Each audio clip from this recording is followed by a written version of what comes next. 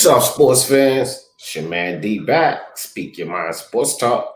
All right, check it out, guys. My man Jamel Herring tested positive for COVID-19. Well, here's the thing. Jamel Herring tested positive. Mikaela, Souza, Frevlo over there in the UFC. You have a lot of college players starting to pop up. And since more tests are available, this is probably going to be a common thing. What does this mean for sports and fans returning to sports? For the love of sports, let's talk about it. All right, guys, so that's today's topic. Already, I got my man BOP fresh and early already on the panel. The link is in the chat for anyone who want to join the panel for today's discussion. Ralph Unreal in the building. First up, what's up with your Ralph Unreal? Queen Lisa in the building. What's up with your sis? Appreciate you coming through. Boxing Monster. What's up, Boxing Monster? Yeah, man. Yep, me too. I mean, I've got this damn style, bro. I don't know. Anyway, but so that's today's topic, man. And with Jamel, Mikaela Mayer just popped up positive not too long ago. And Unrivaled Boston Talking News, damn. He said, big up coming through. Yeah, you came through big, my man. God damn, I appreciate that, Mark. That's huge, fam. Wow, that's a way to start off the live. Shout out to Unrivaled Boston Talking News. And if you haven't been over there, make sure you get over there and subscribe because my man Mark knows boxing for sure. I really appreciate that, Mark. That's huge, man. Can't wait till I get to the point where I can start blessing you with some of those too. That's what's up, man. Appreciate that. So, but you got more tests are being made available. They have all kind of manufacturers working on these tests. So we have to understand there wasn't a lot of tests available for everybody to take. Therefore, we weren't getting positive nor negative results because a lot of people weren't being tested. But now that more tests are being available, we're going to see higher numbers. But what is this going to mean for sports and bringing fans back to sports and so forth? I think that this is going to be a trend amongst athletes that's going to start coming out to, testing positive. And that's definitely going to affect sports and fans returning to sports and so forth. Wow,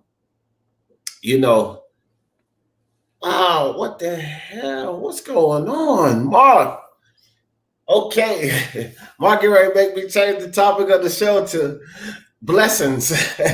Jesus Christ, Mark, that's huge, bro. I appreciate that. Unrivaled with another super chat. No worries, I got you. I appreciate you, bro. Man, he threw me off. You threw me off big on that one. All right, so if I can continue, Mark trying to give me a heart attack up here. Hey, man, that's huge, Mark. I appreciate that. Luis Puente in the building. What's good with you, fam? So, Jamel Herring, Mikaela, it was like I was reading this morning on college football players, guys. I'm talking about they're coming out in the 20s and the teens, back to back to back in different states, different programs, 15 players, 20 players, 11 players, 9 players. This is all over the nation. And y'all know football is getting ready to come back in.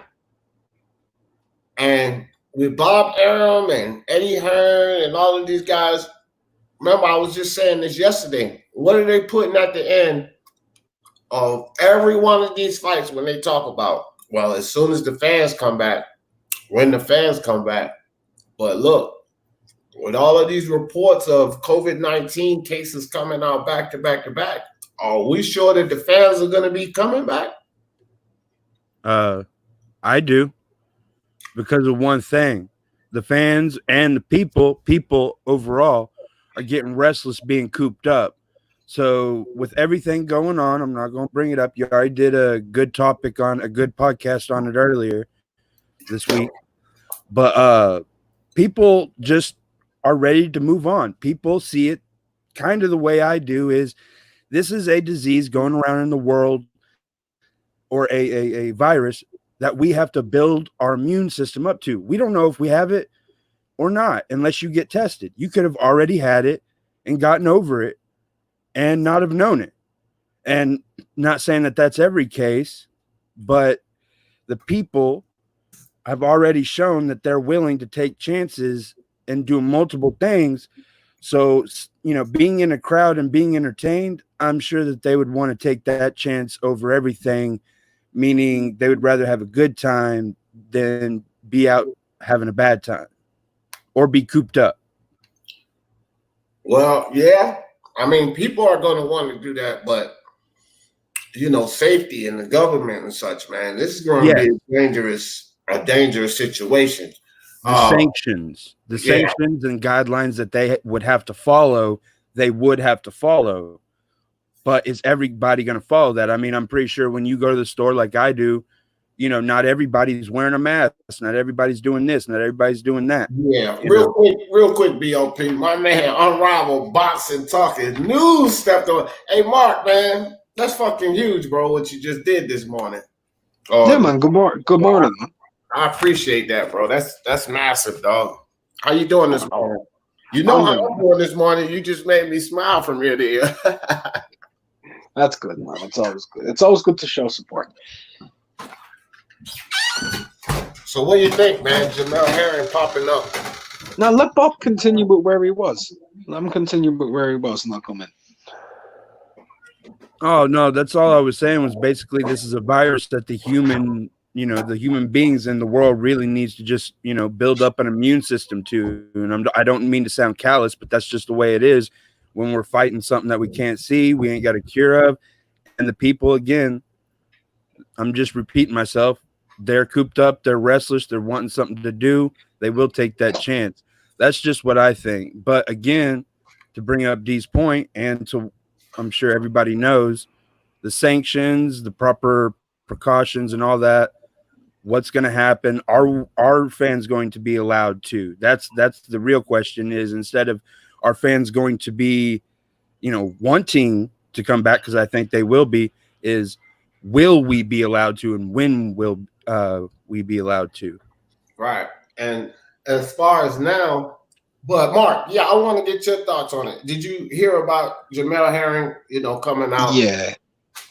And I don't like to hear anything like that because, for me, I'm kind of the type of person, I don't know anything really about COVID, whether it's real, whether it ain't, whatever it is, right? It could be whatever people are saying, it could be a conspiracy, it could be a real thing, whatever, right? I have no idea because I'm not a doctor. I haven't seen evidence of anything, right? I haven't. I've just heard a lot of shit. But what I will say is, if it's a real thing, I don't like to hear about anybody getting sick, whether it's even a cold or a flu before a fight. Never mind something like this. Right. So if that's the case, it is what it is. I wish them the best. What I would like to see take place. Now, this is just for me. If they're going to start opening up countries, which they have been, by the way, a lot of places are free roam right now in America. Free roam. Why don't they just do temperature tests like they're doing over in Taiwan and in Australia for you to get into nightclubs? If your temperature is too high, you can't enter. Right. Yeah, they could. They could. I mean, look, with this thing going around, I don't think many people are going to complain when certain when others are restricted, especially when it's all for safety. Like, bro, if you got a high temperature, if you got symptoms of COVID, you just can't come in this event. Go home, get better, and then come back the next time. But that would be one way. One thing's for sure, I was just reading an article, a couple of doctors were saying we're past the point of containment, so we have to start figuring out ways to keep it down and not spread it as much. And like Mark just offered, that's definitely a way to kind of tackle this. Yeah, well, look at it like this, right? You can't go to a public event, right?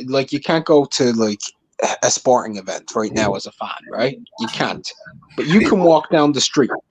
Now, I don't know where you are, but you can walk around right now in LA or New York. You can actually walk around in the street. And I'm not trying to be funny or anything. Those areas are massively heavily condensed. You're going to walk past way more people in that city than you are going to at a fucking event. So there is no real containment going on there. So like, it's more condensed having 1 million people walking down the same street as you will in a day. Because in LA, you'll have 1 million people go down the same road in one day throughout a 12-hour period. So you've a chance of passing by 150, 200,000 people. If you pull up at an arena, you're only going to be walking past people who are at that arena. You don't need like 50,000 at an arena. You can have 4,000 or 5,000 people there. Is there more of a chance? Maybe. Is there really though? No. Same thing. That's a fact, bro. That is a fact. Let me give some shout outs, man. Luis Puente in the building. Samuel Shaw in the building. What's up, my bro Samuel Shaw? Let me see. Prime Fight Champions in the building. What's good with you, PFC? AOBs. What's good, AOB? Chin Smoke. What up? I knew some people stepped in because I seen the numbers going up. My son in the building. What's up, Tate Power? What's up with you, fam? Appreciate you coming through. My other son in the building, James Jackson. What's up, James? Appreciate you. Nick Harmer in the building. Man, y'all stepped up in here on me. I appreciate that. But oh my gosh, man. What are y'all doing to me today? Kat, I love you, sis. Damn, she beat me by $1.99. Wow, Kat, that's huge, man. I really appreciate y'all today. Sup, D in chat. This is a trend. I'm with it. I appreciate you guys, man. You can't get no better than this. You can't get no better than this, man. That's just really appreciated. Y'all touching me deep this morning. That's what's up. But let me make sure I didn't miss anyone. But yeah, man, I'm like you, Mark. I don't like to see anyone get sick. Anyone, be it an athlete, be it a family member, a friend, even somebody I don't like. I don't wish sickness on anyone. You know what I mean? But with more tests being available, it's going to scare people.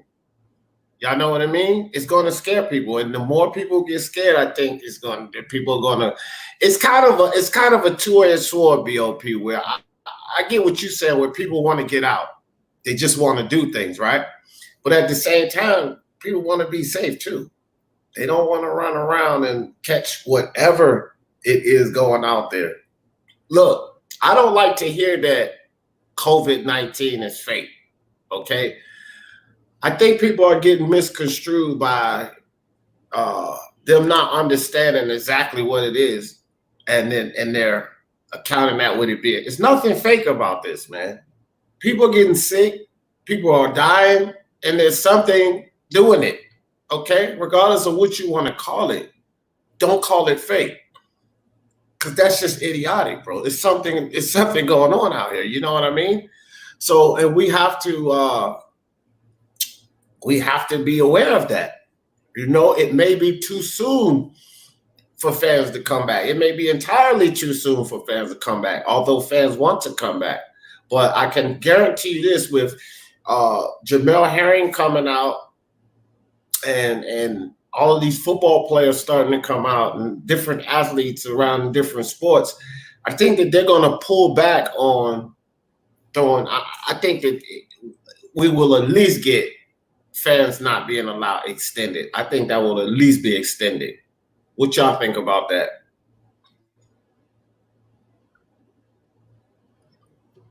Let's go with the man who donated the money first. What you think, Mark? You think that they'll extend it?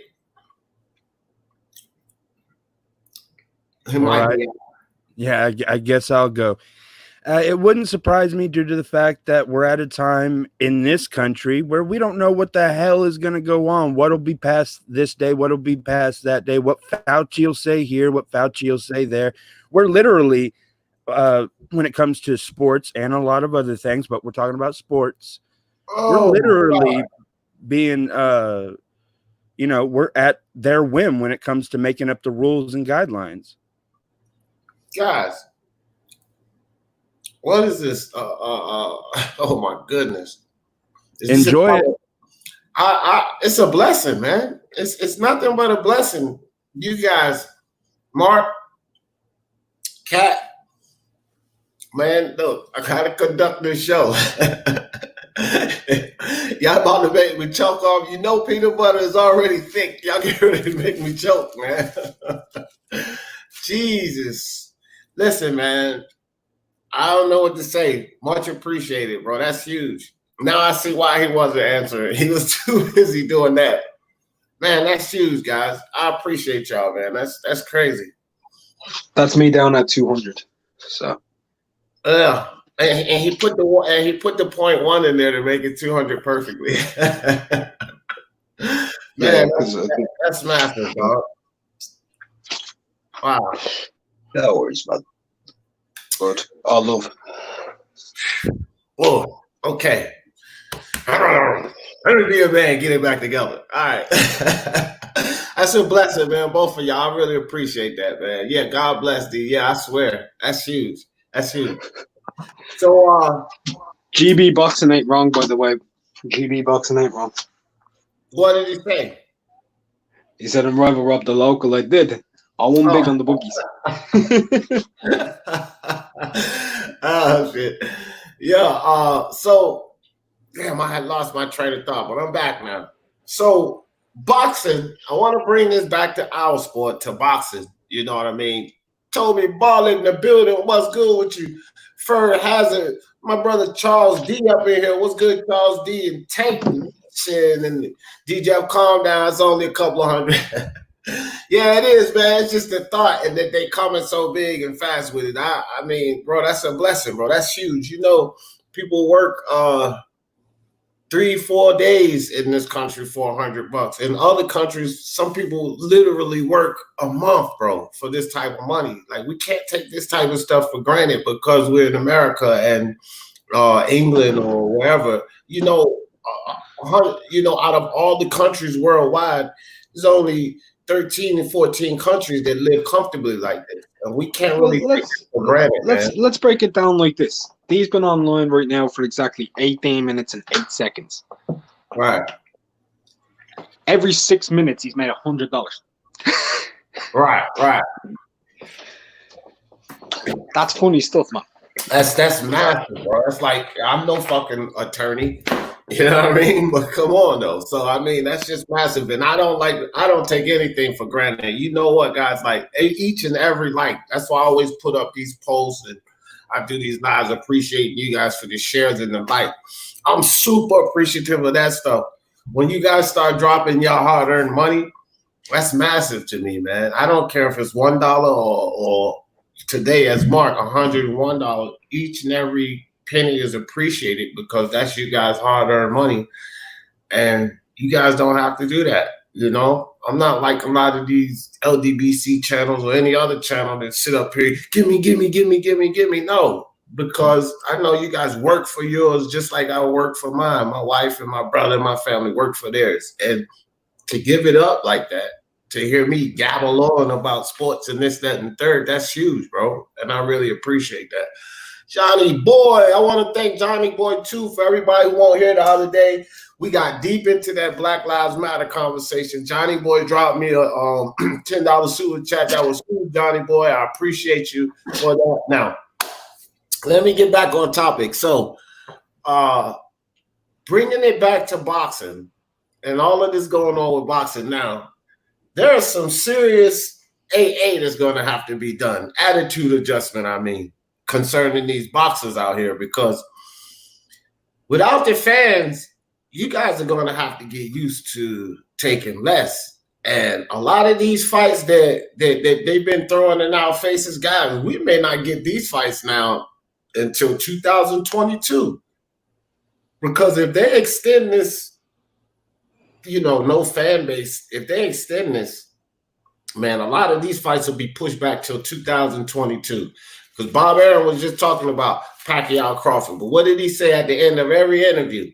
When the fans come back. or trying to get it overseas or to the Saudis where they can support that type of venue and have a fan base there. But without the fans, they're not talking about those types of fights. And we're not going to see them anytime soon. So this is definitely going to affect boxing. Like Jamel Herring is not, he's a world champion. So that's also significant. You know, when you have like players in leagues or boxers, you got boxers everywhere. You got football, a bunch of football players and basketball players. But when guys like Kevin Durant, Kawhi Leonard, you know, when the champions start talking about they have COVID-19, that makes people, that gets attention. You know what I'm saying? That gets a lot of attention. And that's what's going on. Well, not only go ahead, bro. Not only COVID-19, but think about how many boxers are just not going to have it in them anymore. How many boxers are going to be out of their prime? How many boxers, since this weight due to the COVID, how many boxers are just going to have to retire because the last 2 years that they had, it's gone now. I mean, take a look at the light heavyweight division. Most of the ones on top are 36 plus. Yeah. So not only that, I mean, look at LeBron James. Was he 36 going on 37? You know, that's another year gone. I know, you know, Michael Jordan played at 40, averaged 25-5, but that was Jordan. This is LeBron. Who knows how many of these athletes, their primes are still going to be there. And I know, you know, that you would rather not get sick and, you know, not die than, you know, play out you would rather play out your years as a shell of yourself than die of COVID. You know what I'm saying? Yeah, but you know, that's also a factor is after all this, who's going to be there and who's going to have to retire? All right. Yeah, LeBron's 35, so you know, his time is, you know, he reminds me of one of those like Kareem, Kobe type because he started so early and because of the way he takes care of his body. He'll play like the 1920 seasons like those guys because he's that type of physical specimen. But yeah, he's like 34, he's 35, I think so. Well, LeBron, the age was just an example, being an elite talent at an upper age. It wouldn't surprise me if he went to 40, 41 years old like Karl Malone, but he would actually produce because LeBron's a freak. Right, yeah. I mean, like I said, that dude's a specimen, you know, for sure. But, you know, just like I said, check this out, guys. And this thumbnail, right? The reason I put this thumbnail up here, like this scene here. Oh, shit. I was about to push the wrong button. This scene right here is something we might have to get all too used to, bro. Just watching this on camera, what are they gonna do with these stadiums and these? I mean, I know that they're not gonna tear them down, but depending on like they're losing a ton of money. You gotta realize like football, baseball, soccer, basketball, they're losing a ton of money. Look at these seats that they're not filling. This is game after game after game. They have these seats filled. And this may be a normal sight. We may have to get used to watching sports being played. And you look around in these arenas and these stadiums, and they're just totally empty, bro. It's nobody in there. It's good for combat sports. I'm telling you that right now because when I watch the UFC and boxing matches, and you can hear the guys grunting and you can hear the punches. I'm loving that. I mean, my favorite thing is actually I've been more interested in actually paying attention to the aptitude of the trainers because you can really hear what they're talking about. And that's really good to actually be able to get an understanding for what they're instructing, how they're going about it, what they're like with their actual fighters. You get much higher of an insight. Like Robert Garcia with Franco, stay on him, get the jab, go to his body, dig to his body. Like this dude telling him everything, fam. I'm like, whoa, Robert's good, man, in the corner. Yo, he good, bro. Yeah, I have he's much more of a committed. higher appreciation for, like, he's telling him, vary the hook, vary the hook. The other guy's like, you need to stay on your jab, get on the Robert's fucking blowing him out. He's drowning his voice out. You know what I mean? The other dude could barely be heard, which is And, and people might be like, oh, that's rude. Fuck that shit. Nah, you're in a fight. The yeah, trainers are fighting too, because it's their job to get their guy to win. and it gives you a better appreciation for what they bring to the fight as well. Because look, I know the two guys are in there fighting, but just like Mark just explained, Robert Garcia won that battle of the trainers, man. Because I picked Maloney, and I'm not just saying that. And I was thinking of picking Franco because of Robert, right? But I was like, Maloney just seemed to me like he was the more physical specimen. It looked like he was going to do, a little better in that ring just from my study. But I thought about trainers, and I was like, I didn't know much about Maloney's trainer at all. But I knew about Robert Garcia, and I know he's one of my favorite trainers. And I was like, because the fight was close, right? But I went with Maloney, and that went wrong. So, Robert Garcia, I think, was a big difference in that fight, bro. You can hear it in UFC fights. You hear those guys, roll under, pull a leg. You got to stop his hand. You got to get your hand inside, get the right hand inside. You know what I'm saying? It's fucking awesome, bro. You can hear all what? The one thing I took away from last night, though, which really kind of is still bothering me, is how swing rounds, even if they're slight swing rounds, if you've got a fighter that you want to push, right, he's going to get the nod. And in that fight, if it wasn't for that knockdown, that fight would have been a draw, which would have been bullshit. It would have been bullshit. They gave both swing rounds to Maloney, and he didn't deserve them. That was an 8-4, 9-3 fight. It was even with the swing rounds, like, you can give two to him, but it would be even them. They're hard pressed. You know what I mean?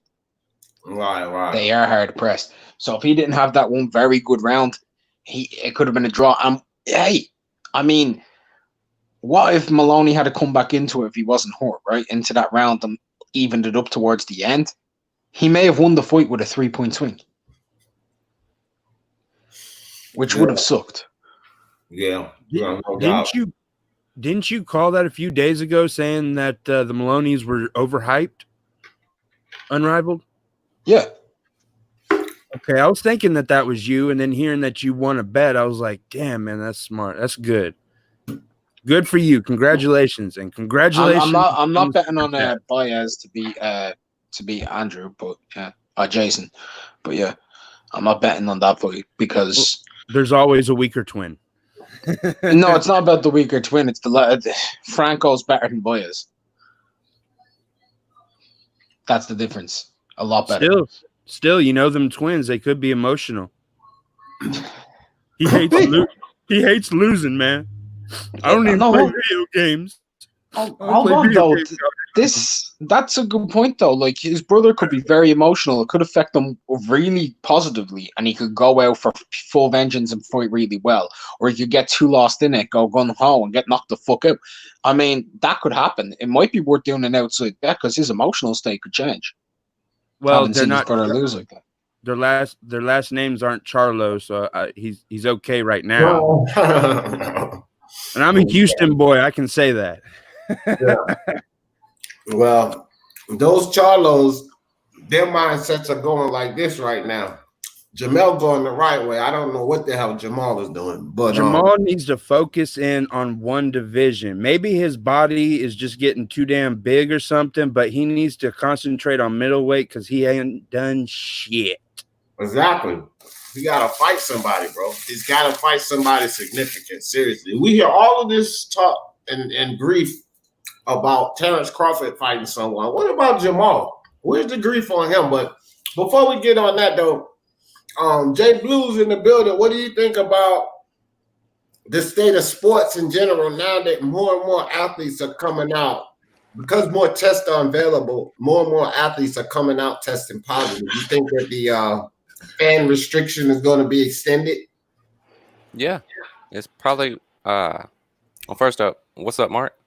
What's up, Mr. Bob? I'm not sure I ever met you, brother. What's your name?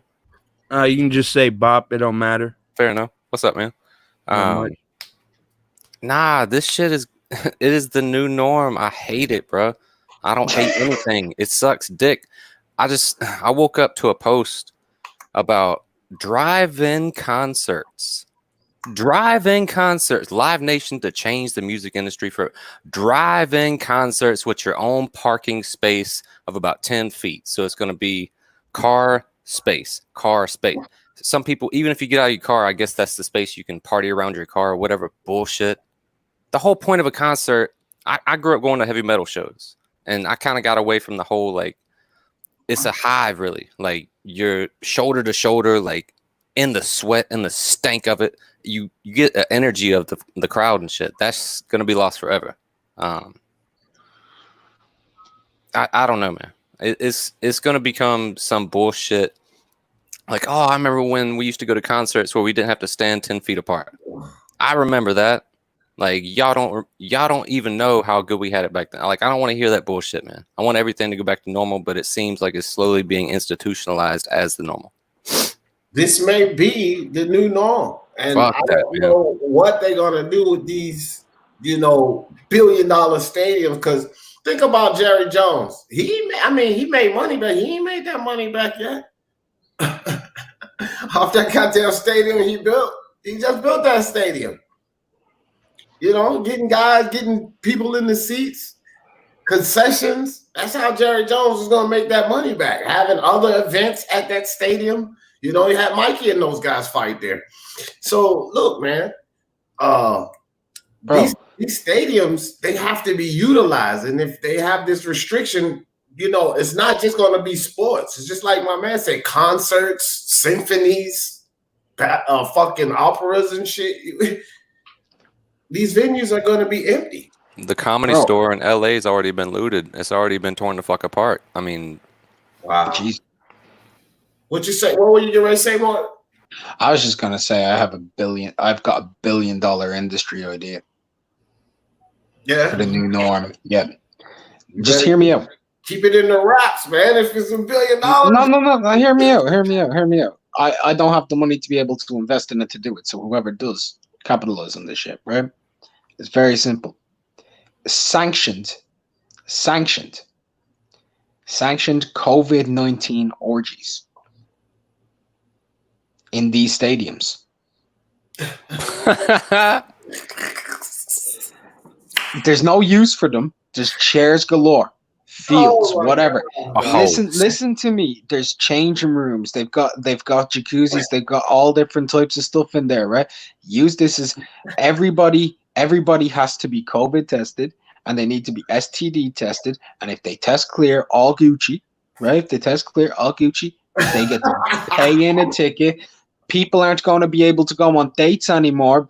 Because do you know why they're not going to be able to go on dates? Because they ain't going to be able to fucking meet anybody because you're 10 fucking feet apart from one another. So you can't walk up to a chick and be like, hey, how's it going, without getting arrested. So instead, sanctioned orgies. $50 a ticket. $50 a ticket.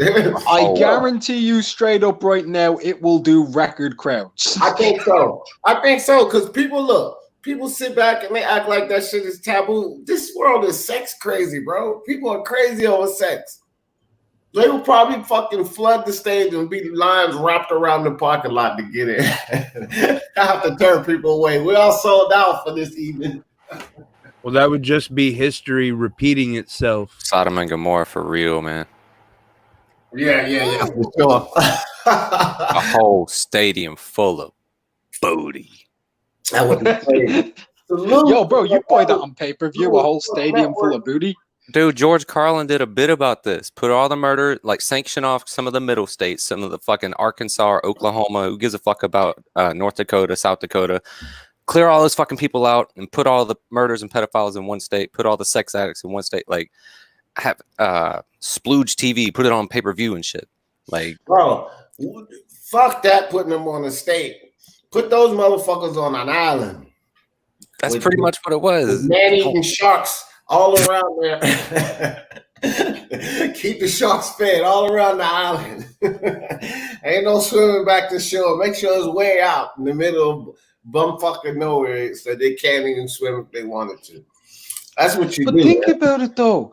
It would raise other things. Like it would raise it. Like disinfectant prices will go through the roof. Like Durex will be back in the market big time, way It's like, more than it is. Like I'm telling you, bro. Lubricant companies gonna be loving it, man. I'm not joking. Like fucking, can you imagine the sex industry? It's gonna go off the chain. OnlyFans, yo, could you imagine people live streaming on their OnlyFans? These bitches be making money. Mark's here to give people ideas. Come on. Yo, man, it'd be freaking awesome, dog. I think it would sell. I think it would really sell. Of course it would. A stadium of booty. A stadium of booty. Booty. Holy shit. Wow. Yeah, well, they're gonna have to do something with these damn venues, bro. Because We can call it the booty bowl. Billions of dollars they spend to build these things, and they're just losing money, and it's gonna trickle over to the fighters. The fighters gotta understand this, man. Y'all gonna have to take less. Y'all gonna have to take less, and I think this is gonna help a lot of these young fighters get exposed. These young and unknown fighters, because bro, they're gonna be taking fights now. Like these guys are still thirsty. They hungry. And all you got all of these people up here, no, I need my money. I need my money. Okay. A lot of y'all gonna fizzle away, and these young fighters gonna come steal the show. And they're doing it for less. Hey, D, the biggest thing that this whole bullshit situation has done to the fight game for real is turn professional fights into smokers, into public smokers, filmed smokers, where they're fucking weirded out. Like the people that are supposed to go in there and do good in the UFC, like some of them are just blanking the fuck out, bro.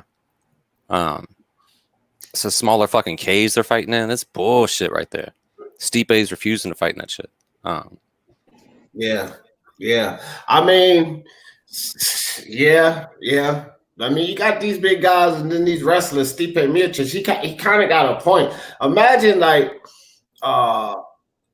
so Curtis Blades, right? He's been beaten by no one but Francis Ngannou, and I doubt that he beat Stipe Miocic either, because Francis hasn't even beaten him. But if you think about Stipe fighting a guy like Curtis Blades is an excellent wrestler. Stipe, he's a good wrestler, but he needs that area, bro, to deal with a guy like Curtis Blades. You know what I mean? He has to have that extra area. So closing him in with a guy like Curtis Blades, that kind of, forget about the money and the other aspect, but closing a guy like Stipe in with a bigger, stronger guy like Curtis Blades, bro, that's kind of fucked up. You know what I mean? So I can appreciate the fact that he wouldn't want to fight in that smaller cage like that, especially as a heavyweight fighter.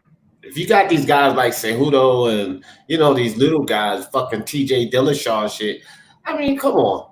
You know, you take a few feet off the ring on them, that's one thing. But these big fucking heavyweights and shit, it take them fucking 5 feet just to slow down when somebody charges them. You know? Bro, like, I don't know how that, like, if you made the ring smaller in the heavyweight division right now, it could fuck up a lot of fighters. Like, take Tyson Fury, for example. That dude takes 2 steps backward and he's on the other side of the ring completely. Like, he really does. He can cover the ring in 2 strides. It's crazy. 2.5 strides. Right. Like, Canelo, sure, it takes him 9-10. Inoue, like 15. Fury just, Joshua, like when Joshua fought Ruiz, step back. He was literally on the other side at the ropes. So it's like Giannis Antetokounmpo in basketball. That motherfucker take 3 steps from the 3-point line and he's dunking. Yeah, I'm not even joking. Like, he'll come down the lane and he'll take 3 steps, like just these 3 massive gazelle type steps from the fucking 3-point line. Somebody needs to put him in the triple jump at the Olympics. Put him at the triple jump at the Olympics, bro, if he's doing shit like that. Right. Fucking no. He could. I believe he really could, because, bro, it's amazing. So these guys with these long legs, they just cover more area. You closing the ring off of on them. You know, like Curtis Blades, he's another tall guy. So giving him a smaller ring, oh, yeah, I could get a hold of this bastard better. That's helping Curtis Blades out, you know what I mean? Because he can't run. You got to be able to move from that big bastard. You got to. Could you imagine taking like 6 feet off of a cage with Francis Ngannou? The death sentence, man. Fuck no.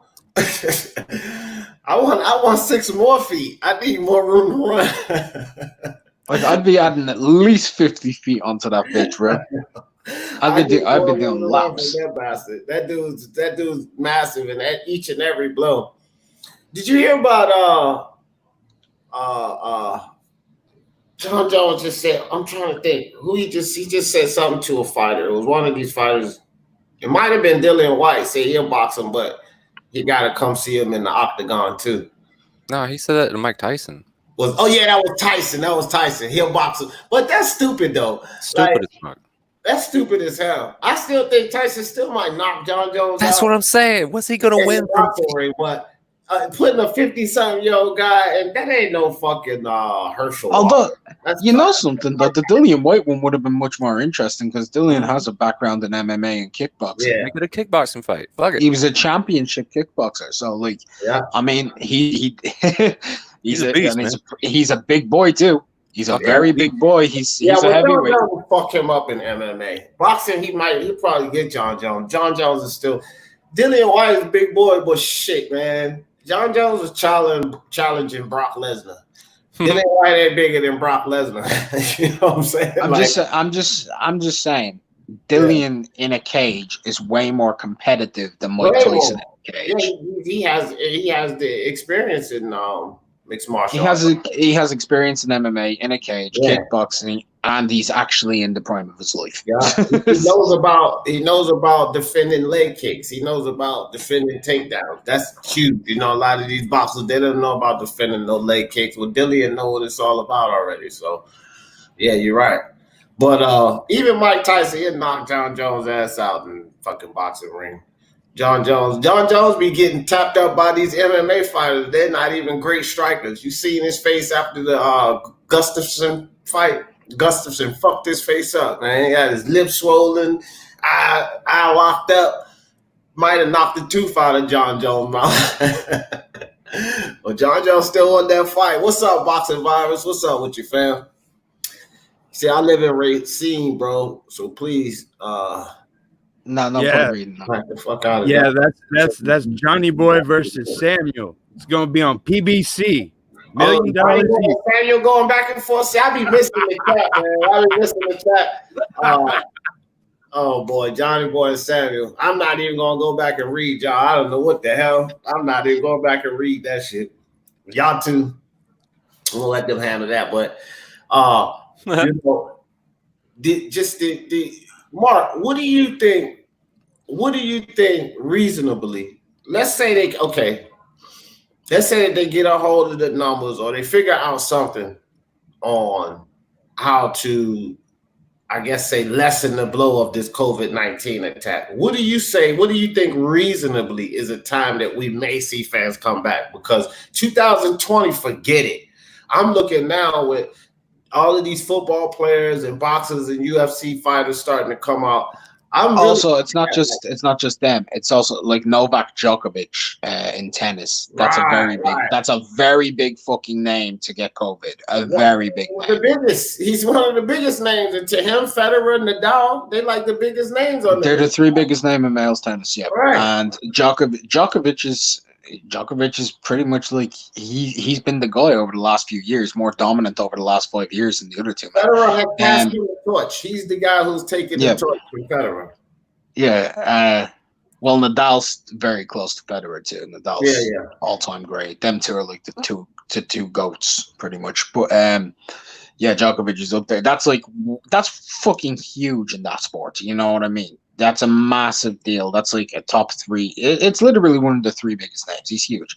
And that's going to make it a little bit more wary. I think I was originally guessing October 2020 at the start of all of this, right? I was saying that from the get-go. People would be like, no, it'll be June when we'll have fans back. I was like, no, October. Yeah. I'm holding hope. I'm holding hope for October. Holding it. But I don't know if it'll be in the States. I think there's more of a chance maybe in the UK just because of smaller population of them pulling, because they're looking at Chisora versus Povetkin for October. Not Chisora versus Usyk for October. And I think they're looking at that being an arena fight. So They're hoping it's October, but if not, I would say maybe December to January. If it's not October, December, January. I was For about to fans say to be back in the arenas. the I winter can months. see small crowds. I can see them doing like, let's say they open up, let's say MSG or something. Yeah, they will not be doing full arena. They'll be doing closed off stands, and they'll probably have like an amount of fans per stand. So they'll probably do like, let's say there's 12 stands. They'll probably only have 100 per stand. Right. Yeah, I get that. And kind of separate it out. Social distancing fandom. Yeah. So you got 60,000, just a venue to seat 60,000. They may have 15,000 people in there maximum. I would say maybe about 10. Maybe about 10. Okay. Yeah, I get it. I mean, look, that'll be better than nothing. And if they can pull that off, I guarantee you they're going to pack 10,000 in those venues. You know what I mean? Because 10,000 is better than no 1,000. I've said from the beginning too that I was saying mid to late fall. I always thought that mid to late fall, right? I ain't gonna miss this one. Yeah, I'm not gonna miss this one. Johnny boy with the super chat, appreciate. Said, D, tell these children in your chat that they pretend they're from Shy to calm their silly. Yeah, calm your ass down, man. Y'all leave my man Johnny Boy alone. I don't know why so many people. Johnny Boy, you know, you come over here, man. You better wrap your hands up, you know, put some brass knuckles under the gloves and throw your gloves on. Because every time Johnny Boy come over here, he fighting. He fighting. Hey, man, that's what's up. Hey, I appreciate the super chat, Johnny Boy. But damn, man, he just made me lose my thought. What was I just saying, Mark? I know you remember. We were talking about like the percentage of fans per stadium on a proximity basis.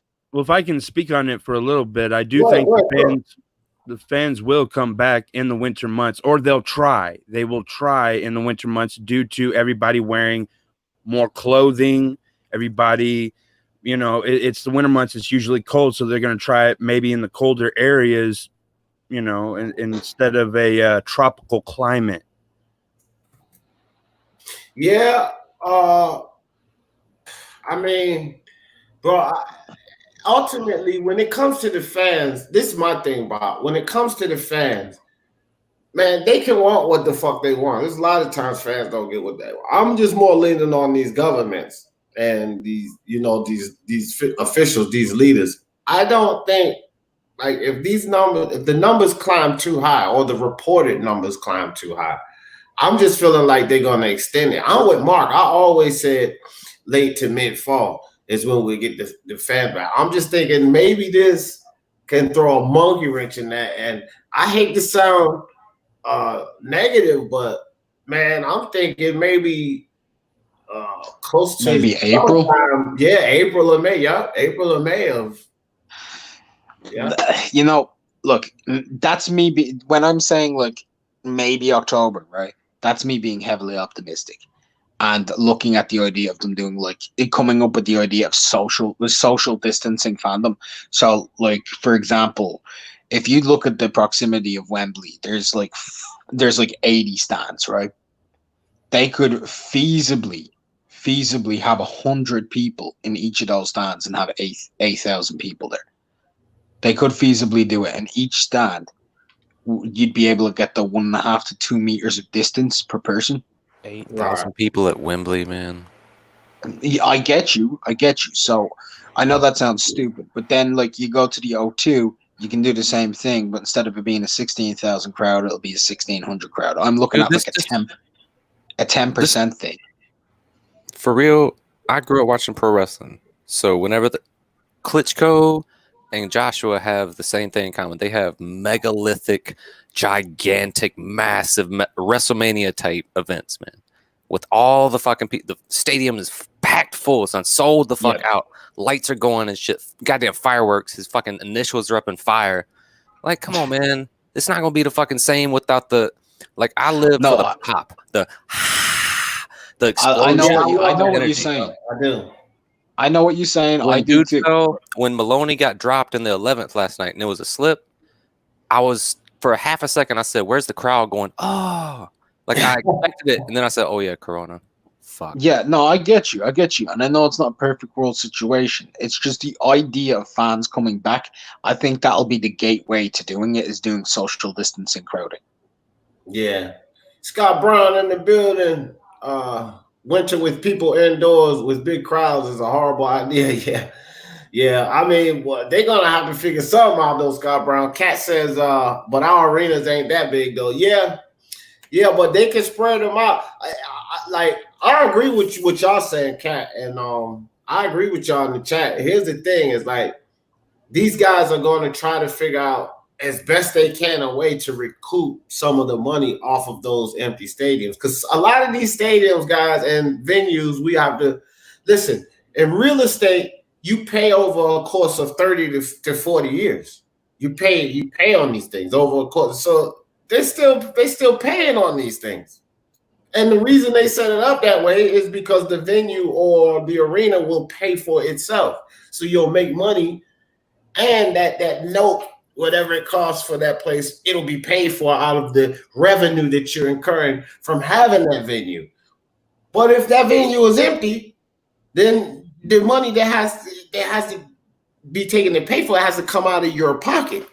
So these billionaires and multimillionaires, they're paying the mortgages or whatever the cost is on these pieces of real estate out of their pocket, because there are no there are no fans in those venues. There are no concessions going on. The seats are empty. So like they gotta figure something out. Like I said, even if it is a 30,000 an arena that holds 30,000 people. Well, hell, if you get 9,000 people in there 3-4 times a month, that may pay the mortgage and the lights and shit. Y'all understand what I'm saying? And that's what these guys are really, they have to do something to make money, at least on their side of business. Kat says they should do what the Saudis did and build outdoor arenas. Yeah. Well, they ain't building shit right now. They got to try to figure out what to do with the ones they got already built. Isn't there controversy about? Isn't there like a bit of controversy about like the Saudi employment in terms of building these arenas? A little bit of controversy, bro. You know what I'm talking about. Too. Yeah, I do. I mean, you can't. That's going to be a much more expensive project to pull off in the States. Yeah, all the permits and the palms you got agrees and all of that stuff. You're damn right, bro. Well, you can't just exactly walk out into a random fucking desert and just build an arena and bring like 1,400. Yeah. I'm biased. Boxing talk. Raider from LA in the building. What's good? Yeah, man. But that's a good idea though, for real, Cat. If like a lot of these football stadiums, they got the retractable domes and stuff. They're already good. But that's sick though. I love the retractable domes, bro. Yeah. They are those stadiums, they're already good. And then like a lot of these baseball fields, the ballparks, you know what I mean? They're good too. But these closed venues, man, they're gonna suffer. They're gonna suffer because people don't want to be closed in at this time with the COVID. At least with the open air, you know what I mean? It just gives them a sense of security. Jay Jefferson in the building. What's buzzing, cousin? What's good with you? Yeah, man. I don't know, man. I don't know, but I do know that the more athletes we get to come out and test positive, the worse it is for us having them come back to these venues. And I want to stay positive. I hope we get all our shit back. But if they keep coming out, man, I'm telling y'all, it's going to be like fucking late spring of next year before we get these fans, the events with fans there. And how that translates to boxing is that's going to delay our fucking fights. Because Bob Arum and Eddie Hearn and even DAZN, they're not going to, without the fans, bro, they're not going to put on these fights. They're not going to give them to us. And I don't even know if these fighters are going to take it. Because a lot of these fighters, we got to empathize with the fact that they didn't work all of these years to finally get to the point to make this amount of money to still take the amount of money that they made 5 years ago. That's a factor going through their head too. Like, yeah, they understand that it's a pandemic and this, that, and the third, but fuck that. I paid my dues. I want my $2 million check. I want my $5 million check, right? And that's not going to happen now. So it's tough, very volatile situation. And the more athletes, the more boxers, the more UFC fighters that come out and, you know, report that they're positive for COVID-19, the more this is going to damage getting the sport back to us at any level. Football, they already having events behind closed doors, right, Mark? Soccer? Yeah. A couple of weeks ago, right? Yeah, but the Bundesliga came back a couple of weeks ago. The Premier, that's the German league. The Premier League is now back in full flow, which is the English league. La Liga is back, the Spanish league. They're all coming back behind closed doors, yeah. Yeah. So I think we've had some very good fucking games so far as well. They've been very good. But like, do you know what is actually killing me? They're passing, they get up there, they score a goal, and it's like nothing, no cheer, no eruption. That's where I feel Jay when he's talking about that pop. You know what I mean? When a team scores that goal in a 65,000 seat arena, when they're one goal behind, when they're drawn 1-1. And it goes into the last 2 minutes of a match and they score that last goal and people just pop off. It's crazy. Like that explosion of energy, man. It's like a collective release. Like, this is it, bro. Like, this is the scene. This is going to be the scene, guys, at least, in my opinion, for like the next 7 months, maybe. This is going to be the scene. It's going to be a bunch of video cameras. You know what would be good to get right now? And I think that I'm probably going to tell my wife that Daddy needs something very special. And that's the PlayStation VR. Because with the PlayStation VR, we're setting up. You heard mama tell the wife, I need something special. Because look, though, with the PlayStation VR, they get ready to set up multiple cameras and everywhere. So they'll have them on the field, like in these stadiums and stuff, as if you're right there on the field, like right by these players and everything. Dog, at this point in time, that shit would be massive. It would. That would be massive right now, because you can't be there. That's literally going to be the closest to actually being there. Hey D, I'm gonna hop off. Thank you for having me on, and you and Mark, thank you for the support for my channel. It's been helping out a lot. I hope all y'all have a good day. I'm gonna keep that up. I'm gonna keep sending as many as I can. I love your channel, bro. Hey, and speaking of which, put your link in the chat before, you know, put your link in the chat now, and everybody go check him out. These people don't care, man. It's all good. Oh man, these people are real. Yeah, hold up, man. Yeah, I checked the channel out, man. Yo, we got real boxing fans here, VOP. Put your link in the chat. Trust me, we got hardcore fans here. A lot. If they like it, they like it. If they don't, they don't. It's all right. But anyways, y'all have a good one, many good ones and all that, okay? I appreciate you, man. Keep safe. Yeah, he focuses on the divisions that people don't pay much attention This to. guy has a lot of serious knowledge on the cruiserweight division. Like a lot of it. Like it's very in depth. Like if you don't know anything about it, like if you know nothing about it and you want like tips, that dude might fucking know. I'm being honest. He knows pretty much nearly everything that's going on in that thing. Yeah. Everything. I ain't seen somebody who knows as much about cruiserweight boxing. Me either. Cruiserweight, he does a lot with like heavyweight and then a lower weight class, couple of lower weight classes. But he focuses on the cruiserweight, and he's really good, bro. He's got light heavies as well, yeah. Yeah, cruiser and light heavies, yeah. So y'all check him out, man. But yeah, man. I just hope it's not what I think it is. I'm telling you, bro. I'm thinking like end of April, mid-May. You know what I mean? Because these are what was that? DuPont. DuPont. They got DuPont down in Richmond. So they just shut down, not shut down, but they just remodel a part of their plant to produce tests and respirators. So that's all they're going to be producing and sending out. So now more and more people are going to begin. The tests are becoming, more available. Then we're going to get more positive testing. And as we get more positive testing, man, they're not going to risk it. Fans want them to risk it. Some of these fighters may like, fuck it, it's my life. I want to risk it. But the governments are just not going to risk it, what I think. And I think that they're going to slam some of this stuff again, man.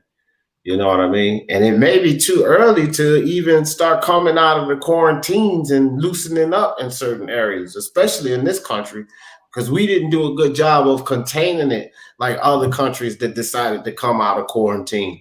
We were a little lackadaisical with some of the things we were supposed to be doing in this country. So we may be coming out of quarantine too soon in America, which is not a good thing. Well, there's a possibility. There is a possibility. I mean, I don't know. But do you know what I'd like to see them do? And someone mentioned this a good few months ago. A guy by the name of Heath Farley. I'll give him his credit. I would like to see them do the green screen shit. Because he said this before. He actually said this the week after COVID was like in lockdown, right? He said, when boxing comes back, if we've no fans, let's do green screen stuff. Let's take a New Way and Casemiro and put them in a volcano. Let's put Dillian White and Povetkin in a radioactive plant. Look, I love that idea, bro. Like the fucking final fight scene of a Schwarzenegger movie. Like, yeah, bro. Tell me that's not a great idea, though. Hell yeah. Hey man, I think that's a fantastic idea, bro. Because they wouldn't see it. The only thing they'll see is each other. They got green all around them. It won't make them no different. Absolutely, like, bro, and like the other thing, you can get so creative with that. So creative, volcanoes, swamps.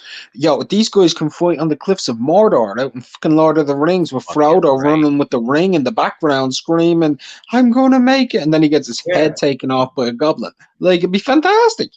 I'd pay big money for this shit. Fight on Jupiter, fight on that fucking exploding nebula. They can fight on anything, bro. Like that fight shit. On a Bang Bros set for all I care. That'd be fucking hilarious. You stay out there on the fucking bang bus, some dude pulls up, throws them out the fucking door at the end of the fight. It'd be great. Fury's really? Shout out to you, Remy. Oh man, that's good to hear. Remy had it. Remy said he survived COVID-19. So look, man, and the people that are getting it, they're not talking much about the survival rate. People are surviving pretty well off of this thing. And here's what I said earlier about this. And I don't even want to dig into the vaccine thing, but we were meant to get through and survive off. We were built. Our bodies were created to get through and survive from these things. So it doesn't surprise me that people are surviving from this. And shout out to you, Remy, for getting through that, man. Much blessings to you. But our bodies were built for this, man. It was built for this. This is not the first pathogen or virus or infection that has plagued this earth. There's been plenty. Humans are still kicking. I'll say one thing, though. AA is right. ESPN have access to Disney. Buzz and Woody doing the fucking ring cards, mate. That's great. Buzz Lightyear and Woody from Toy Story, man. Yeah, we get fucking Scar doing it, mate. Scar from Lion King. From the Lion King. He's the ring announcer, bro. Could you imagine? Get this going. This great idea. It would be great, dog. It would be great. Bro, I'm just saying, I'd watch Lomachenko and Teofimo fight on a magic carpet. And NBA put them in some of the Space Jam arenas. You know what I'm saying? Like, put the Space Jam arenas behind. Put them in some of the Space Jam costumes, bro. That shit would be crazy. Let's have LeBron dress up as Bugs Bunny, mate. Let's go. Yeah. So I got a couple of questions for you though, Remy, if you don't mind me asking. Like, how do you feel after? Like, you recovering from that? Is it leaving some like after effects? Because I'm interested in what happens. Didn't BL have that, or was it a false alarm, Mark? All right. So from what I know, he didn't actually he didn't test positive from what I know. But he had symptoms. He definitely had symptoms. He wasn't tested. And they went into they were told to self isolate for like 2 to 4 weeks. But they didn't actually do testing because this was at the beginning of it, and there was too much testing going on, so they didn't have enough tests to actually do it. So they were just told, the whole family were told to isolate for 2 to 4 weeks. But based off, I'm not going to go too much into what he said about me, but he was having very rough breathing spurts and everything like that. So it didn't sound too pleasant. And the man didn't seem like he was having a fun time. Let's just say that. No, because I was on there a couple of times when he was talking about it, and he was coughing and shit. He was like, everything is so dry. Like, everything from his mouth all the way down his throat is just fucking dry. I was like, man, that's got to be horrible, bro. Remy said, Toby, yeah, brother, but I did what my grandma did for decades. After Effects, no. Hey, man, those old people, they got this book called A Book of Home Remedies. Well, a lot of that shit worked. These old people from back in the day, they know natural ways of healing. And that's what I'm telling people. There are natural ways to heal. I'm not knocking medicine, but there are a lot of natural ways to heal. Listen to those old people. They know, bro. They know. No, Raider said they took our live audiences from TV shows and now use audio clips of laugh, clapping, and boos and stuff. Yeah. No laugh track for boxing, bro. I'd rather just be silent and creepy. No, not a laugh track, but like a crowd, like an ambiance. Like, what the hell? All right, y'all go ahead. Hold on. Yo, this show's way too lit, bro. Yeah, I had to try and did that joke. Huh? It's a good one. For real though, this is why I just realized when he put that shit up there and showed the empty boxing ring, this is why it's so creepy, and I feel like the fights are turning into smokers, right? It's like you show up to do something that you show up to do something you always do, but this time there's nobody there. The lights are on you. It's kind of fucking dark, and the camera's just rolling. It's almost like you're there to they're there to film your death. Like you're getting set the fuck up or some shit. Like, yeah, bro, you're giving me more and more ideas. What if we created a reality purge TV show, and we call it The Box Off? And it's when fans are suspecting they're going to have a good night by going to these boxing matches, and they show up. They realize only 10 tickets have sold. And when they arrive, they get told by the ring announcer, 10 of you arrived, only one will leave. And then it's just 20,000 people fucking dive into the stadium with axes. And that's it. Let's go. And what? They're supposed to somehow make it out? I don't get it. Yeah. Bro, the premise of it is they're going to die. That's the premise of it. All right. I'm with you now. They're gonna die. This guy's like, oh, what? They're gonna make it out? No, bro. There's 10 of them, 20,000 people with axes. They're unarmed. They've probably come up there wearing their Sunday best. They're really happy. They've probably picked up a Burger King or a fucking McDonald's or a Popeyes on the way there. They've had like a 6-piece McNugget through the drive-thru. They did their contactless pay. They're loving their lives. They get up there. Instead of their masks, they've got their visors on, acting like they're a member of the SWAT team, but looking like a member of the Golf Plus only. And they get taken the fuck out. Oh, okay. You had to be on a ventilator, Remy? Oh, wow. Yeah, my fruit chips are done. Nah. They said my fruit chips are done. Damn smoke detector. But hey, a smoke detector is a blessing. And always keep them plugged up, guys. Them shits can save your life. Exactly. Also, it lets you know when your show's lit. Yeah. They got them now. Like they're also like a lot of them detect like carbon monoxide, right? So if you got a leak of that shit, then it'll go off. So you may not have smoke, but you better pay attention to them because they got some detectors that also detect carbon monoxide poisoning. So 100. be aware of that because that shit is odorless, tasteless, but deadly. Drop your ass like a bad habit. But yeah, man, I don't know, man. Hopefully I'm wrong. I'm just going to pay attention to everything. I'm gonna keep focused. I mean, I'm gonna keep reporting on this. I'll keep everybody posted for. I'm gonna stay try. I just think that we're gonna be extended into next year, man. I'm telling you now. I think we're gonna be extended into next year, and we're going to get a good indication too of how the NBA and soccer plays out because both of them are in. Soccer's already in full fledged. NBA is coming back in less than a week. And you know, so how this plays out because you remember, guys, NBA started the charge. They led the charge of shutting down. You remember they were first. They was like Adam Silver decided to shut down the season. Next thing you know, all the sports started to trickle behind them. So if they do it again, yeah, all the sports are gonna come right behind them again, guaranteed. Hey, D. Hey, What's D. up, Donnie boy? Hey, of course, I don't mean to jump up in here and start some bullshit, but hey, tell that little fat girl to keep her mouth shut when I'm fucking talking, dog. Mind your own business. You understand? I kept my tongue closed when you were up here running your fat mouth the other day. Keep my fucking name out of your mouth, bitch. Straight up. Well, I don't know who you're talking to, and I don't the broad you just had on the fucking screen, D. What broad? The cat.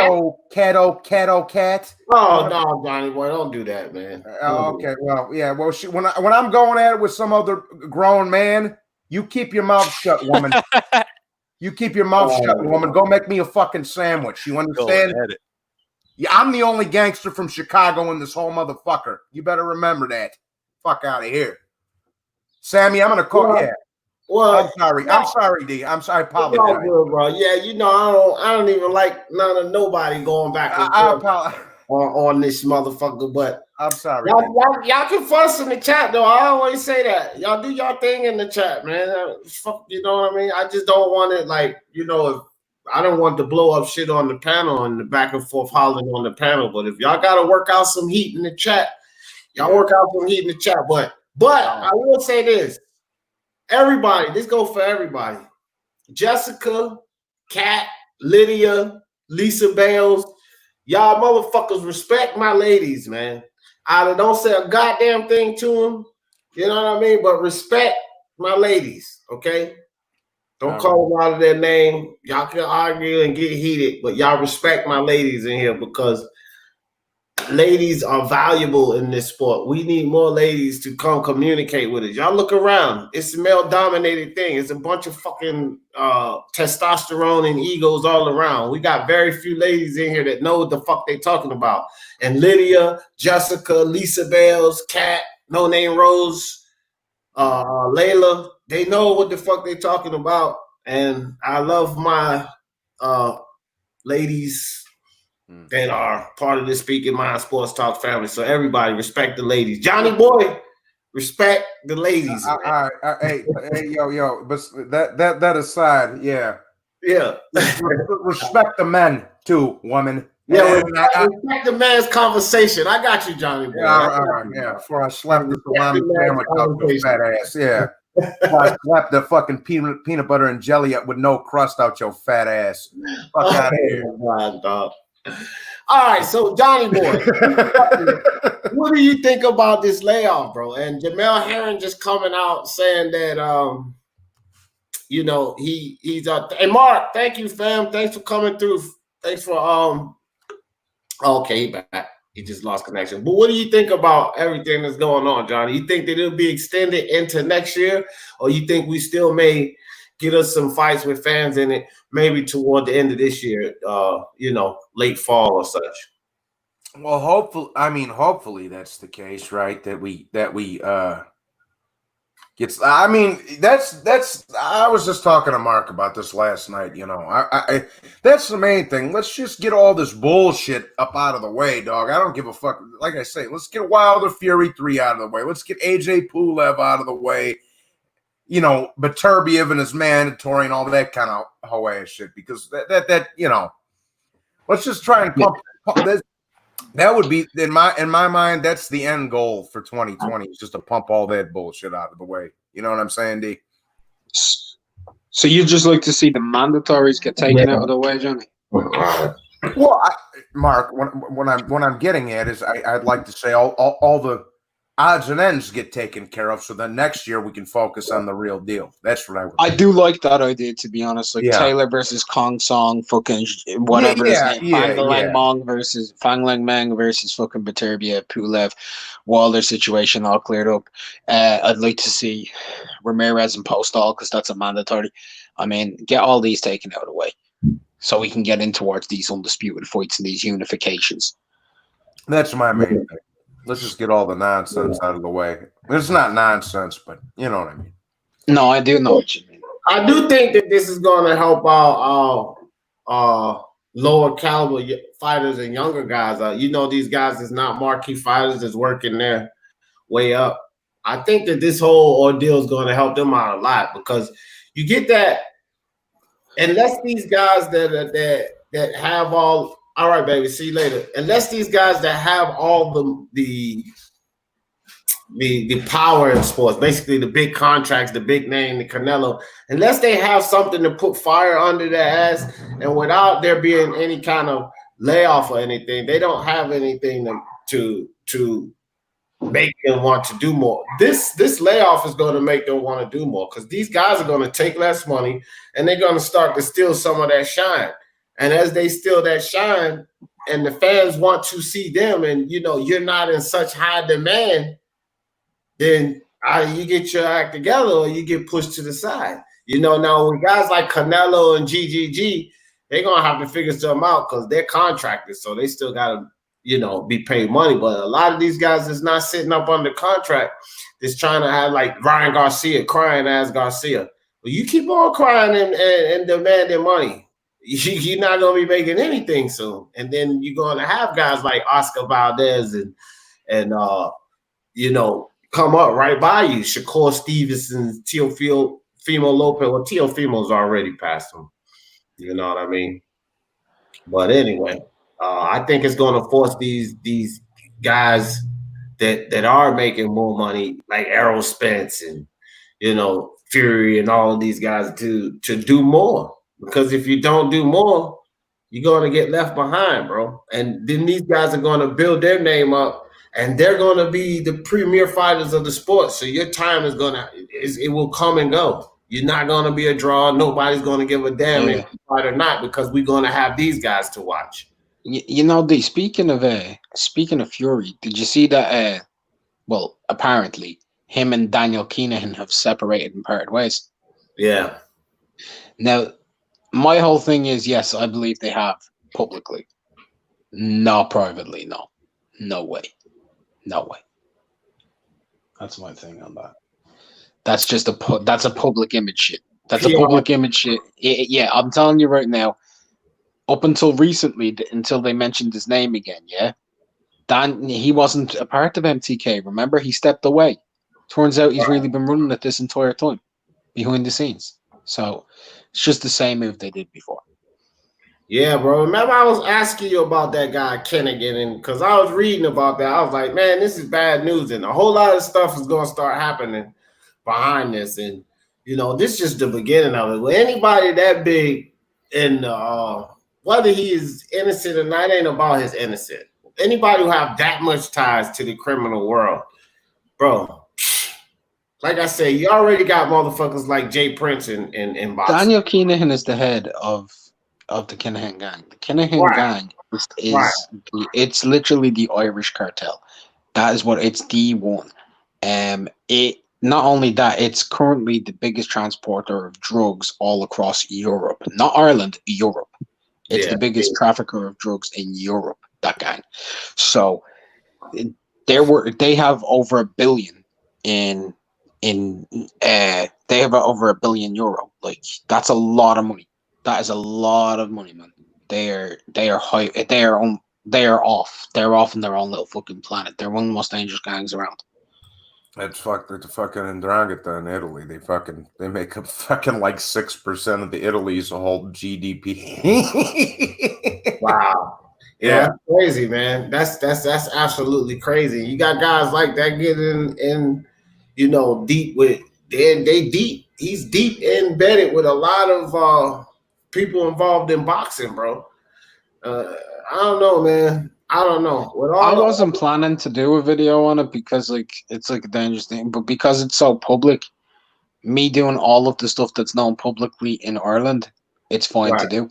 So I'm going to do an entire video on every. But like you see, there's a lot of stuff that's known publicly in Ireland that Americans wouldn't actually have access to because there are certain websites, certain journalists that it's just Ireland, it's just Irish news. You know the way like I can't go onto certain American websites because of like federal shit. You know.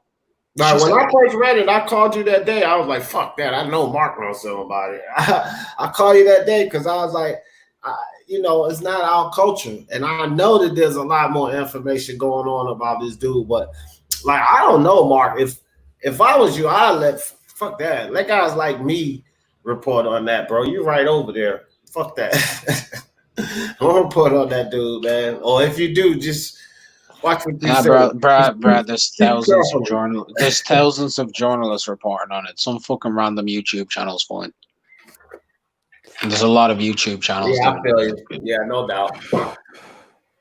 But yeah, man, that situation is not a good situation. And I guarantee you this, like I said, it's a couple of people that he could get mixed up with in a bad way here in America.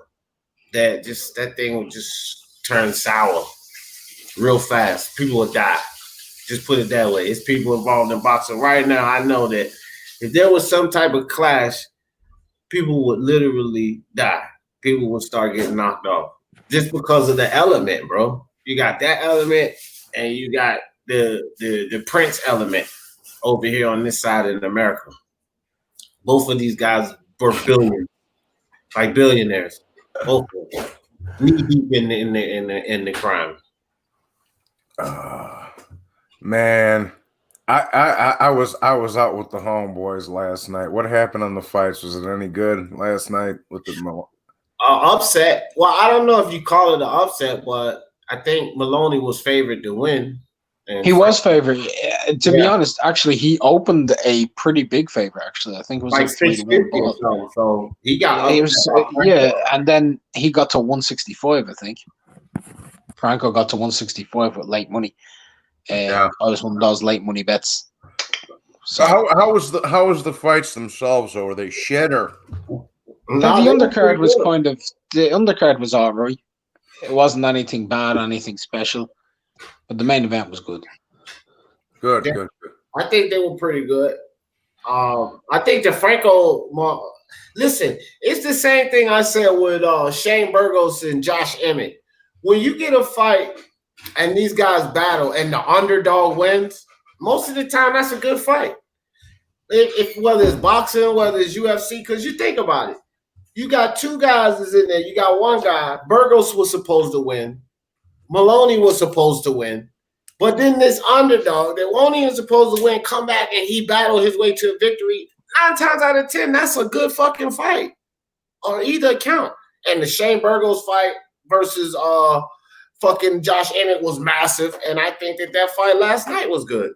When you get that kind of situation, the underdog win and it goes into a distance fight, it's usually a good fight. What's up, Raider? What's up? What's cracking, my boys? How's it going? Good afternoon. Good afternoon, guys. What's up? What you think about what you think that the fans will come back with Jamel Herring just coming out? You heard about that? Say he tests positive for COVID-19. Then you got a bunch of these football stars coming out, more athletes coming out. Do you think that sports without fans will be extended? I'm saying like potentially late spring, early summer. What do you think? Well, I don't know, man. To me, I'm looking at the NFL, see what the NFL does because they're the biggest sport in the United States, right? And they're mostly they have big ass fans, like as far as how many people are in this on the stadiums, like 60, 80,000 people, whatever. And the owners are billionaires, they're like the elites. So if those guys can't even fucking if they can't get the go ahead to go and make all that money, then what is a little thing like boxing and UFC and all these other ones gonna do? Yeah, and I was just saying something to that effect too, Raider, because basketball. Remember, basketball started like basketball was the first domino in this effect. Remember, basketball shut down, and Yeah. then started following behind it. Well, we're less than a week away, which I'm getting ready to put a video out right after this too. I gotta just upload it. I already finished it. It's a 2-part video. Y'all check it out, man. I gotta get my basketball videos back up. But anyway, we're like a week away from basketball returning. And if this affects basketball and they have to shut down again, because Silver's already said if they shut down or if they look like they have to shut down again, it's effectively over. They're not even going to try anything, right? Which means that information and what happens to basketball will be furnished to these other sports. And then they'll figure, well, do we just try or do we try to figure out a way without it? And then that's when I think that extension will come in, or extension on no fans will come in, bro. And they'll just try to start working on ways to get it done without it. Like Mark suggested, fuck with the green screen and do matches inside of a volcano or in the middle of the ocean through a fucking storm and waves coming by, some crazy shit. That'd be sweet as hell, bro. Yeah, well, the NBA already kind of, I guess they figured it out, right? They said they're going to play in Florida and on one of those Disneyland resorts or whatever. Right. Yeah, So, yeah. I mean, The Worldwide of Sports, they have lodging for the guys. They have practice and game facilities already built and everything, and they don't have to leave the grounds or the resident, and they're gonna be there the whole time during the rest of the season, and then they get to return home. So that's their plan there. yeah, I mean, what are they going to do? I mean, how are they going to keep testing them when they're there, or they can test them once It's daily a week? testing. No, it's daily testing. They get tested. They're getting tested multiple times daily. The staff, not only the players, but the staff and the coaches, the media, everybody's getting daily testing. That's crazy because what about if you test positive? What's going to happen? Somebody, they're around all the teammates and everything. Are they? I mean, no, when you get tested positive, you automatically go to a 14-day quarantine, and then everyone around them everyone that they've been around, they have to go through immediate testing as well. So they'll be quarantined for 14 days, quarantined from everyone for 14 days immediately if they're tested positive. all right. Yeah, but I mean, think about it. If those guys are together anyways, practicing and doing whatever they got to do, I mean, you know what I mean? Yeah, and that makes it like that puts questions in my head because look, like Rudy Gobert of the Utah Jazz tested positive, right? But look, he's practicing around these guys, sweating on these guys and everything. So wouldn't you think, and I don't know how this thing is spread yet. Kat, if you're still Kat, you're still in there.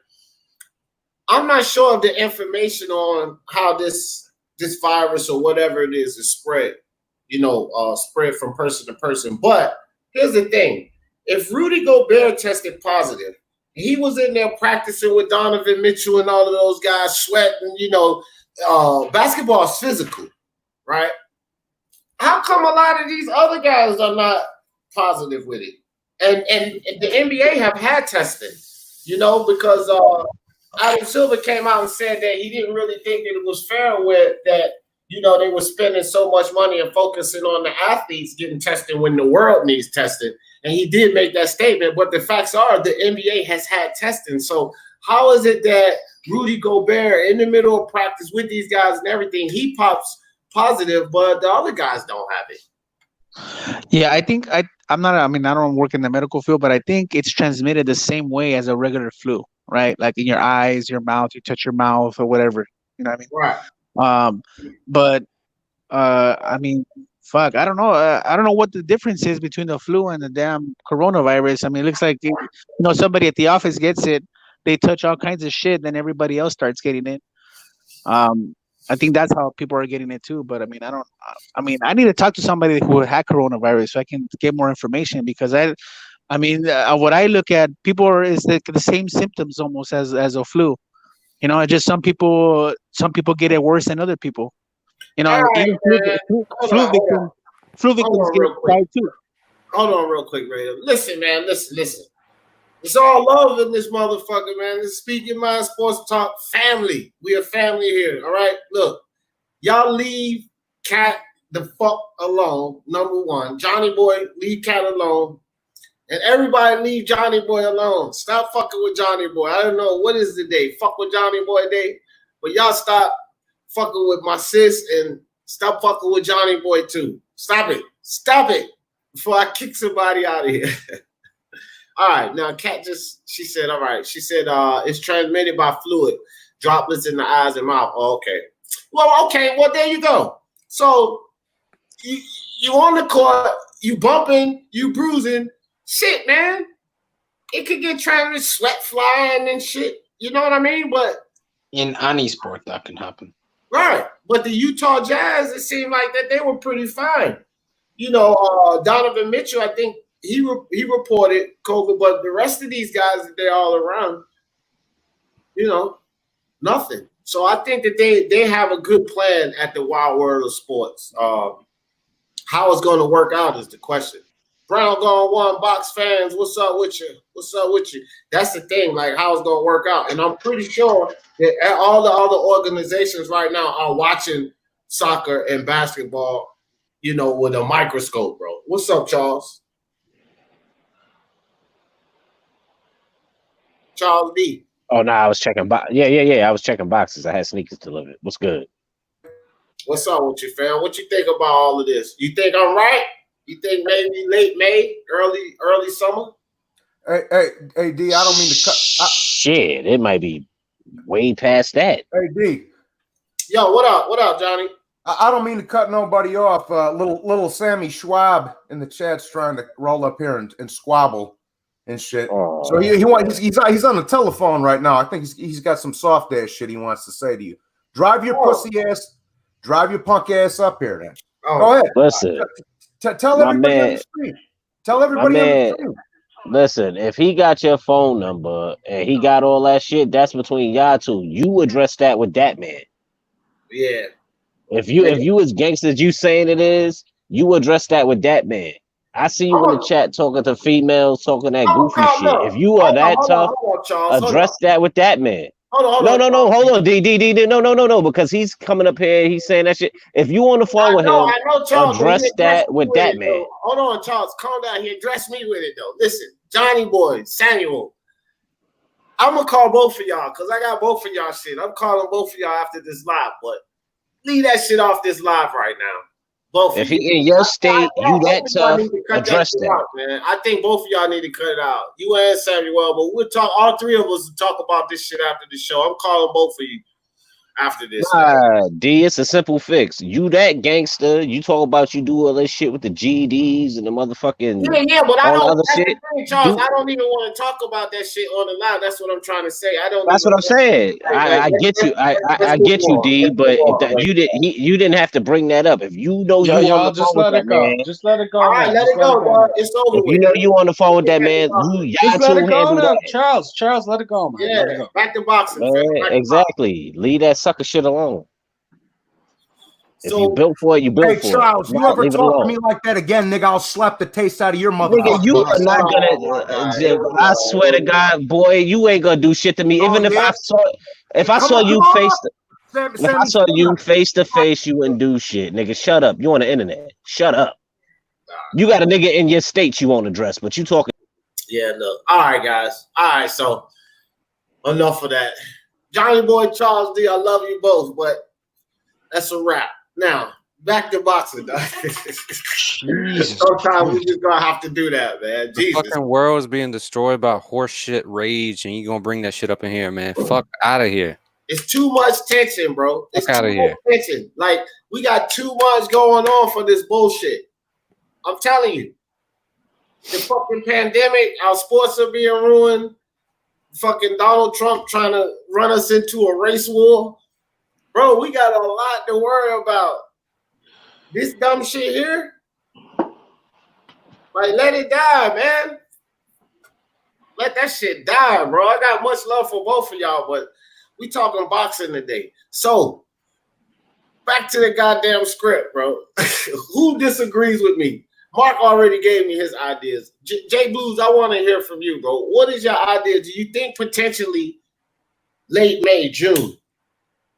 It's probably gonna be even worse, man. Like August, or I mean, they're gonna institutionalize everything. Like this is just the beginning, bro.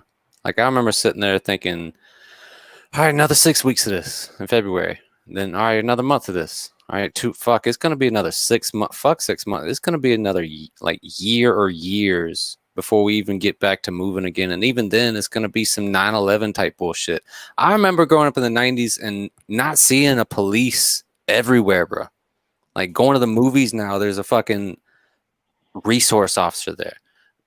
Schools are like jails now. The gates, they got locked up all around the fucking place. There's 3, 4, 5 fucking resource officers on school campus and shit.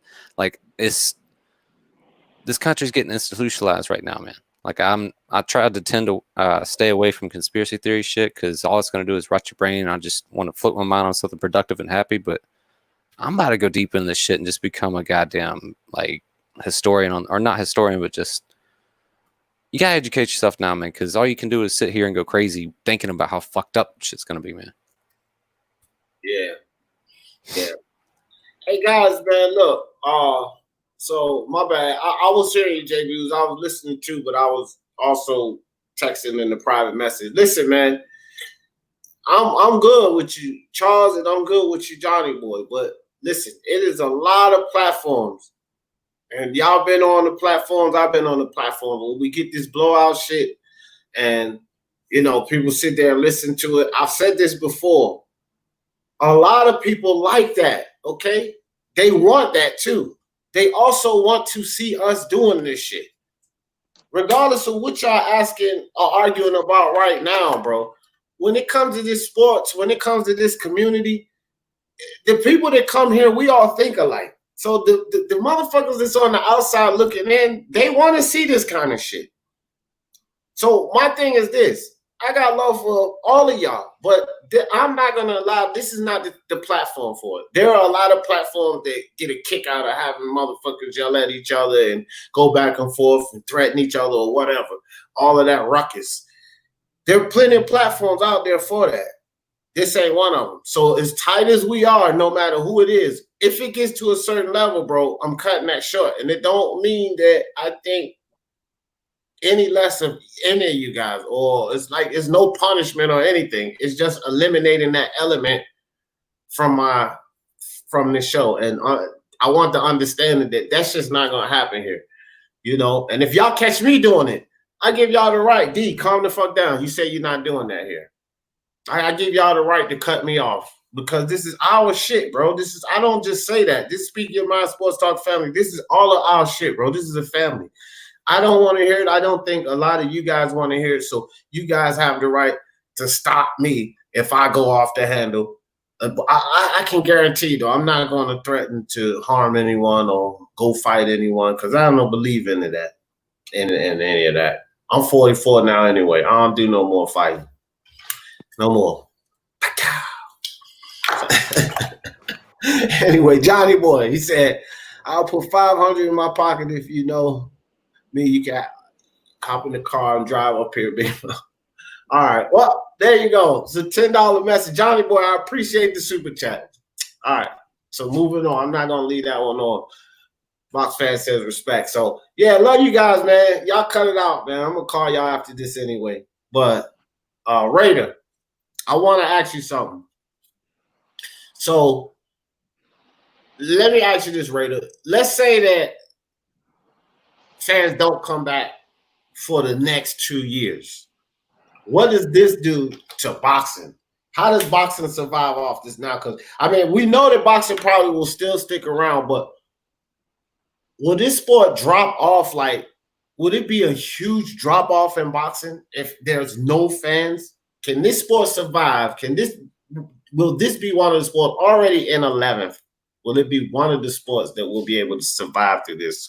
Say if it's extended for like a full 2 years. What you think, Raider? And then I'll Mark and then Jay Blues. Man, that's a good question, bro. I don't know the answer to that, dude. I mean, out of all the sports that we have, the major sports, I think if one's gonna go down, it's probably gonna be either like UFC or boxing. You know, because I mean, you need those crowds. I mean, they all need the crowd, right? But of what the fights that we've been getting so far, not that good. Except last night. Obviously, last night was fucking. Yesterday was good as fuck boxing, but who knows? We got to see also too what the championship fights are gonna look at. You know, like we haven't gotten any real championship fights yet. Any say like a Lomachenko Tio, how that's gonna do, we don't know. So yeah, that's a good question. I don't know. I don't know what to say about that one. Yeah. What you think, Mark?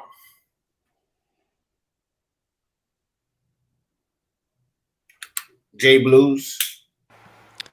What would y'all say if I said? What would y'all think if I said that it might actually grow the sport? It might actually develop fighters that, like, since we're going to see more fights more often, right? They're going to get more experience and more acclimate to their skills, man. They're going to sharpen everything a lot more. Some fighters might actually fight even more often. So it might, I don't know, it might be a plus. Yeah. You know, that's it didn't get back around to me. But it's sort of like what I was saying about these younger fighters and, you know, lower marquee fighters. Pull check, T-Tone Toledo, what's up? You know, they're not getting the cameras on them. And so these prima donnas, and even not the guys that's not prima donnas, guys that have earned it and are deciding not to fight. Well, there's no choice now but to put the cameras on these guys, right?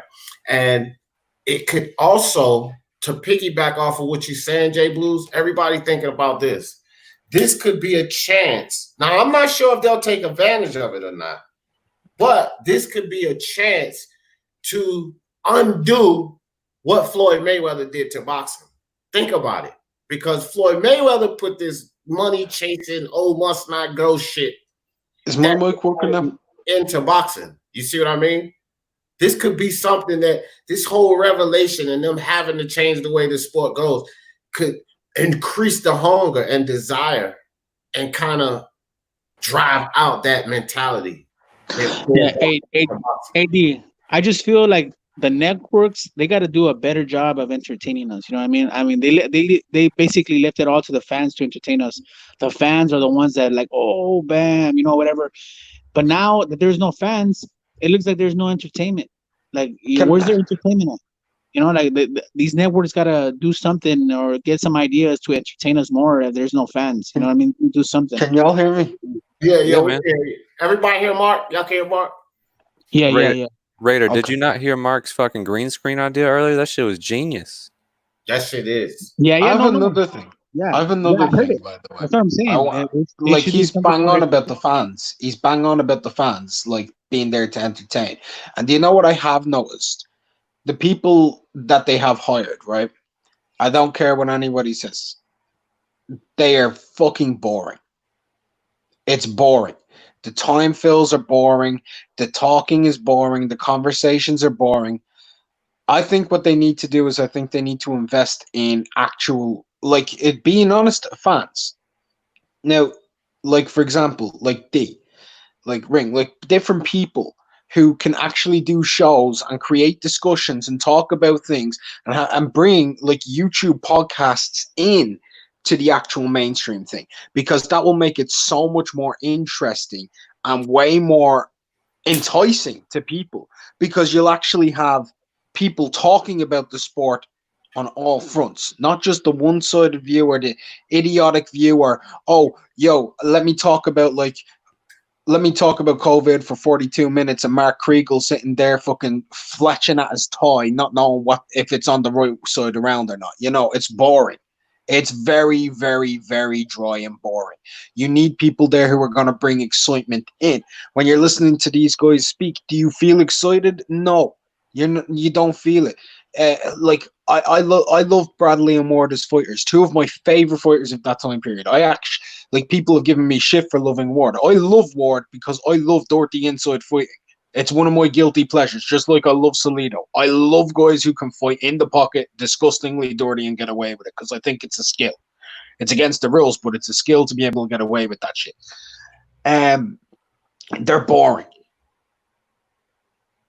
I'm bored listening to them. Just like I'm bored listening to PBC. Just like I'm bored listening to Match. I'm bored listening to all of these people who don't have talent in that field do the job. I am bored with it. Yeah, and Mark, and also too, like some of these their commentators are biased. That doesn't help either. You know what I mean? Like well, that's network bias. That is network bias. That's company mentality. Whatever. But having like maybe I'm just going way off kilt here. But imagine a 4-table team, but instead of it being everyone's on one side, right? Let's say you have a YouTuber over in the LDBC, one in the YTBC. You get a guy who has a view who supports Charlo, who hates Charlo, another guy who's completely neutral or whatever, and then another guy who's a fan of the other guy, and you mix it up and you have that going on and they're all debating between them. It'd be fucking great. Yep. Actually be good television. I agree. You need a little bit of drama sometimes, you know what I mean? It's all about drama. What's one of the biggest shows all around the world, right? First Take, ESPN. It was way bigger when it was Stephen A. Smith and Skip Bayless because them two going against each other, it was nothing but controversy and drama. Did they know what they were talking about? In my opinion, absolutely fucking not when it comes to boxing, right? Absolutely not a damn thing when it comes to boxing. I don't know if they know basketball. You guys can tell me that. But when it comes to boxing, they don't know jack shit. But when I listen to them and they're arguing, I find it fucking hilarious. Not because they don't know what they're doing, but because of how passionate they are on their stupid opinions, and both of them are completely wrong. It's fantastic. Yeah, no, even on YouTube, like you get two people arguing over stuff. I mean, there goes the views. You know, views start going up. I mean, Mark, that's a good idea, man. You have two separate people that don't agree with each other. They don't have to disagree all the time. But I mean, shit, if everybody's in agreement and they're unbiased, I mean, come on. Like yesterday, I mean, I bet money on Franco, and I won. But I mean, I thought they were gonna give it to Maloney yesterday. I was like, damn, man, come on, don't give it to Maloney. I won money on Franco as well, man. Like it was a close fight, but I mean, I thought Franco would actually win that fight if he didn't get robbed. That was my only concern, and they tried to do it. Dude won 8-4-9-3, right? Yeah. It was no 6-6 fight. They had two of those judges had that fight scored 6-6. It was only the knockdown that won him that fight. They had 6 rounds apiece. Yeah, you can even hear Robert Garcia. I don't know if you guys heard it. He said, "Don't do it, don't do it." He was talking to the judges.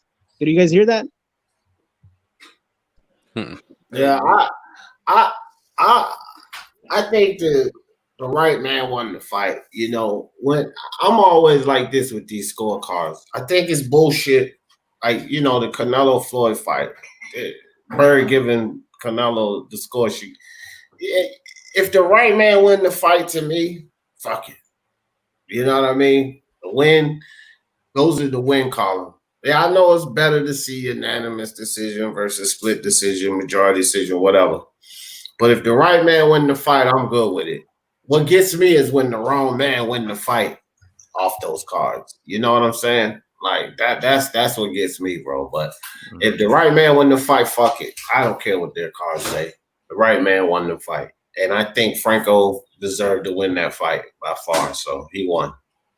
Hey, D, I got your message. I ain't going to say none of that shit, but I just want to say this one thing, and it's not no. I just want to say this one thing. Y'all motherfuckers chill out with that white boy shit in the chat, bro, because I'm more ghetto than all y'all up in this motherfucker. So stop all that bullshit. You can cut that bullshit. But barring that, I'm sorry, D. Let's go. All right. So boxing. So yeah, But yeah, I just think that Chet Collins says if Lomo fought T.O. competition, he had KO them all. Not necessarily. Not necessarily. You think that he would have just necessarily went in there and KO Kami? I mean, he may have beaten Kami. That doesn't necessarily mean he's gonna KO Kami. Some people thought that he may have just KO Luke Campbell, but did he just go in there and KO Luke Campbell? So like we can't say that. We really can't say that because Lomachenko Chet started off at 126, 130. He moved up to 135. So the very impressive making the guys quit on the stool and all of that stuff. Chet, that didn't happen at 135, brother, man. I want to see Regis. I want to see Regis Prograis versus Amir Khan, just so I can see the dude's fucking head do a fucking hula hoop and a backflip. Yeah, Khan's chin's too. It's gone. Khan's chin is gone, bro. Like you get some fighters that have good chins in combat sports, right? And then like Cowboy Cerrone, for a perfect example. For a while, Cowboy Cerrone had this diamond chin with fucking motherfuckers up, but you keep taking those hits. Even guys with good chins, that chin starts to get, loose. You're able to be knocked out. Khan's chin won't never good, and he been getting knocked out. So Regis Prograis was sleeping, bro. His chin's no good. Prograis is too fast, he's too slick, and he will land on Khan and put him night-night. Josh Taylor, I believe, knocks him out. What's his name? Ramirez knocks him out. Yeah. I don't think any of the Khan beats any of those guys. It's kind of like known for being like having a lot of gym wars and shit, because that's where like a lot of people's chin goes is like in training. You know what I mean? Like they wear them fucking selves out trying to go hard in sparring. I don't know, but I know Khan's chin. Like he's just one of these fighters that's been stopped and put down on the canvas plenty of times, and he's not one of these guys that had that granite chin. Like even these guys that had that granite chin never developed. Right. Never developed. And even these guys that have that rock hard chin, sometimes in their careers, once they start getting knocked out, their chin becomes weak. So when you already have a weak chin, man, forget about it. Anybody with a good punch gonna put your ass down. AOD, I'll be back right now. Real quick. I gotta do something important real quick. I'll be back. All right. Appreciate you coming through, Raider. Jose Yepes in the building. What's good? So, do anybody, Carlos Mendoza? What's up, Carlos? Nick Harmer, what's up? He said, I always enjoy watching Khan doing the stage. I think we all do. Like when Khan fight, I won't even lie. I can't say I'm waiting to see when. He's getting ready. He got dropped in the fight before Prescott, though, didn't he? Didn't he get dropped by McCloskey or something? I don't know, bro. I'm just used to seeing Khan go down. And when he fights, I'm just waiting to see when he'll go down. So I kind of get what Carlos is saying. It's like, as soon as he get in the ring, it's like, okay, when is the first time he's going to get knocked down? Let's put it into perspective, right? Amir Khan is getting dropped by Sammy Vargas. Not Jesse Vargas, Sammy Vargas. A couple of fights ago, he got dropped by Sammy Vargas. He done. He long done. Like, you go back 7-8 years ago to when he fought Devin Alexander, he'd have boxed circles all night around Sammy Vargas. Sammy Vargas made that fight tight, dropped him, was able to hurt him, and Khan couldn't even put him away. Yeah, Sammy Vargas is a prospect fight. Not a top 10, 15 welterweight, not a top 10, 15 draw. Because that's what Khan is. He's actually a big draw. I'll be honest with you, I think if you go into elite level fights, right, I think Chavez Jr. has a higher chance of beating a world champion than Amir Khan does. Yeah, I wouldn't disagree with that because I think it's because if you look at it, Chavez, up until he got his nose fucked up by Danny Jacobs, that was competitive. He was actually hunting Jacobs a bit. And I don't rate Chavez Jr. at all. Can't stand him. But Amir, bro, yeah, he was boxing with talent. Bro, he got punched in the leg and quit. Not broken nose. He quit from a punch to the leg. Chavez Yeah, I quit know, for a I broken know. nose. Okay. Not happy with it. That's nowhere near as embarrassing as being punched in the thigh and quitting. That's a fact, bro. Look, that's two no-nos for a fighter in combat sports. No heart and no chin. Oh, hell no, bro. You ain't be no world champion. You don't have no heart or no chin. Nah, no. You're not gonna win. Right. No heart, no chin. Look, Yeah. the reason Khan will always be a draw is one, you know that now, especially now, people can knock him the fuck out. But you also know he can be competitive for a few rounds, and he's got hands. He's got very quick hands, even now. Yeah, he does have fat and a little pop with him too. Yeah, but at the same point, bruh, that dude can get taken. That's the type of dude who could legitimately die from a punch. And that's the scary thing about Amir Khan. When you watch him, that's when the degenerate in all of you comes out. The degenerate in all the boxing fan comes out, because you do not watch Amir Khan for him to win. You watch him to be fucked up, and you enjoy it. Yeah. I want to see fucking Prograis and Broner, since Broner's got that big fat mouth and talking all that shit, just so I can That's see. not going to happen, Johnny. Johnny, remember, and I think you'd probably prefer this. Adrian Broner says he's not getting back into the ring unless he gets 10 million. He retired until he get 10 million. Bruh, there is two guys in boxing who can get you 10 million who aren't retired. One of them is Floyd. No, Manny can't, because Manny didn't get him 10 million. Remember that. Mm-hmm. He didn't get 10 million against Manny. Manny can't even get him that. Canelo and Joshua, he has to either go to 168 or heavyweight to get a 10 million payday. Yeah. But Jose said at least Khan never ducked. Ha ha ha ha. Jose, neither did Broner. Ha ha ha ha. And look what we're talking about. So yeah, Jose, you're right. You're right about that. You're right. Amir Khan never ducked. I absolutely loved watching that Kell Brook fight. Absolutely fantastic. That Kell Brook fight was absolutely phenomenal. Do y'all remember that? Great fight.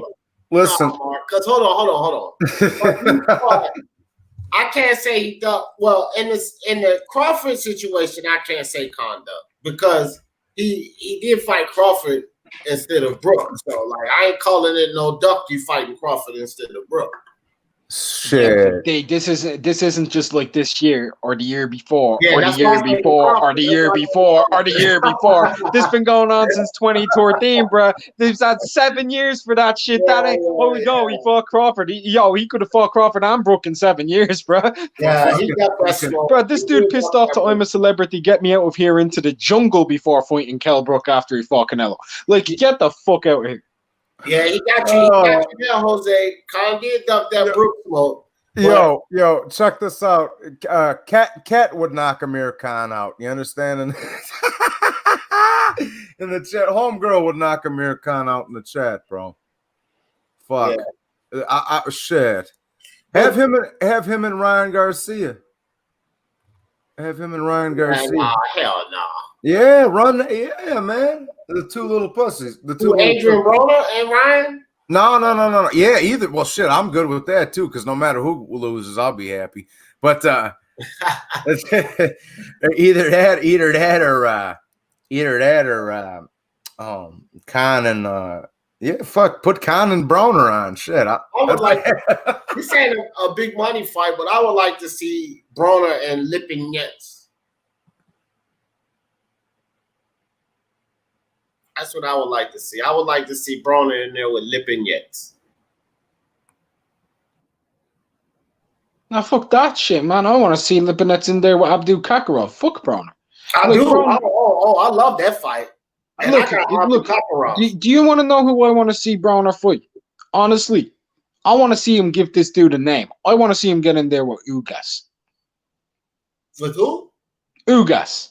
Oh, Ugas will beat Broner's ass, bro. Yeah, bro. So I don't give a fuck. I don't know. I don't care. Broner's at the end. Pass a torch to somebody who needs it. You've got a name. Give the dude some publicity. This dude only getting 250, 300K in a world title fight with Sean Porter. He's getting 7 times less money. Help the dude out. Get in there. You'll be A-side. You'll probably take home 3 mil or some shit. Take it because you ain't getting 10 million as a B-side. It's not going to happen. Take your 3 million, be the A-side, get upside, whatever you want. Go in there and give Ugas a bit of a name. You know what, Mark? I kind of agree with that, though. I think, yeah, you might be right about that one, dog. I don't know, man. It's hard. I would like Broner's a wash. He's a waste. He's not getting 10 million, so unless he's selling wolf tickets, he's retired. Because that bastard's not getting 10 million. And the way it's looking now, especially, just with the whole thing we're talking about today, all of these athletes and Herring coming out talking about, he has COVID. Man, Broner, you're not going to get $3 million, bro. Because first off, you're not worth $10 million. Well, you are not worth $10 million. I don't want to see you get beat up that bad.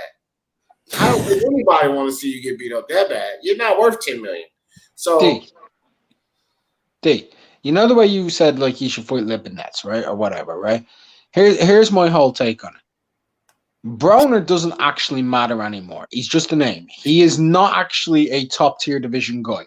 The best thing he can do with his career for our sport, and this is being honest, is to genuinely give somebody a pass. Now, I don't know if Lipinets will actually beat Broner. I don't. I know Ugas will. I do know Ugas will. I'm convinced of that. Yeah, anything can happen in boxing, but I do know that. Yeah, I'm distracted.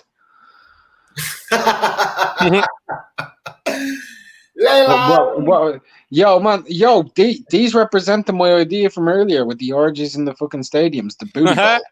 Man, the booty ball 9000. That ass looks misshaped. Did she get some fucking plastic surgery? It doesn't look put together correctly. What's the matter with her?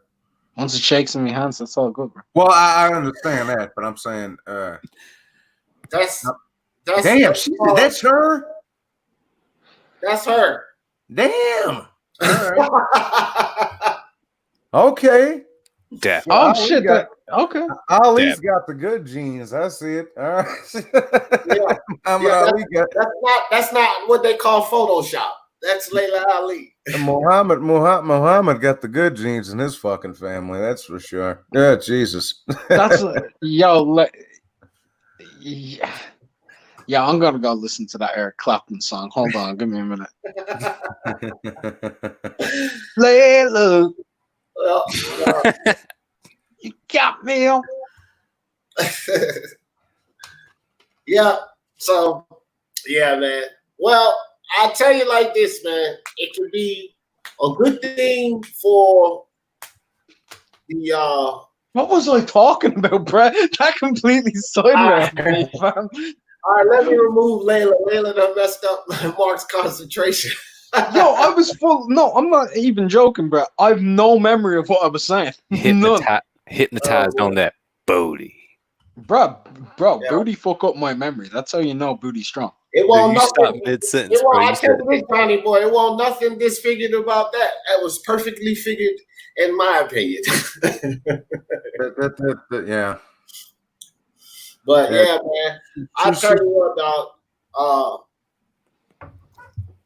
No matter what happens, I think boxing, like Jay Blue said, this could be a blessing in disguise, bro. This could be a blessing in disguise. And I want you guys to think too, like this could actually help eliminate the poison that Floyd Mayweather brought to this game, bro. Because now, like, I just think the guys are this is gonna force guys to become more thirsty again. Either you fight or you don't make no money. That's what it's all about. See, guys were making money and they weren't really fighting. You know what I mean? That's the complaint we had. But now, this situation is going to force guys like, okay, you don't fight, no cameras for you, no paychecks, and it's going to be like this for a while. So what you going to do? You know what I mean? Because people don't, these guys, a lot of these boxers, they don't manage their money right. They need the next fight. Just like a lot of these athletes, they need the next game. They need the next year's contract. and football and basketball. They need the next year's contract. They need the next fight because they don't manage their money right. Some of these guys right now out there scrambling. They're scrambling right now, guys. Because when you start making more money, it costs more money to live. You know, I only pay, $1,000 in rent. What do you think Charlo pays per month to run that house? It costs a lot to run that house per month. That's a nice big house he got. A lot of land around that house. Big electric bill. You got to pay for that shit.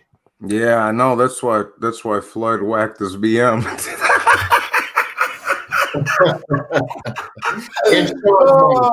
He was tired of paying that shit.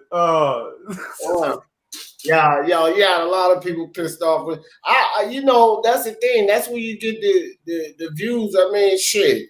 Just because Johnny Boy said it the way he said, a lot of people had that theory that man might have took her out.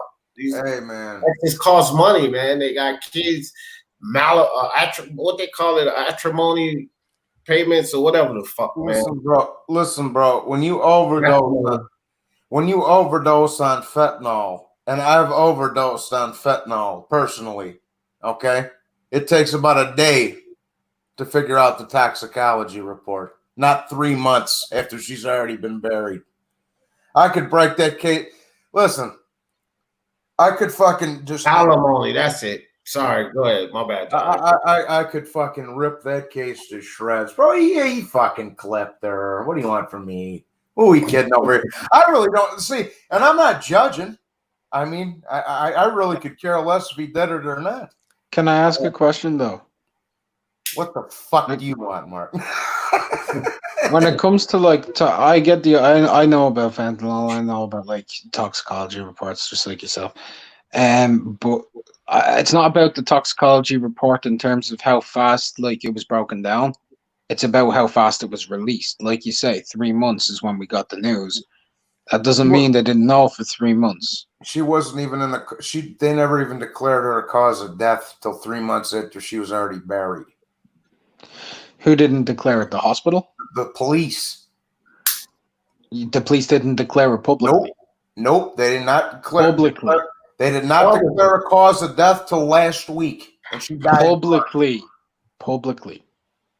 Oh. Yeah, probably. Well, if she OD'd on fentanyl and Xanax, like they say, what the fuck would you hold that up for 3 months? Probably respect to the family of a woman. Yes. No, hold on. This does happen a lot. It does happen a lot. It's about respect for the children, man. A woman committed suicide.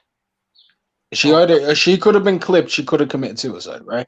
So if she got clipped, right, that's one thing. If she committed suicide, it's another. Deke, because I don't want to stir up any shit. Can you address this kid Boxing Monster in your chat, bro? We're talking all this fucking goofy shit.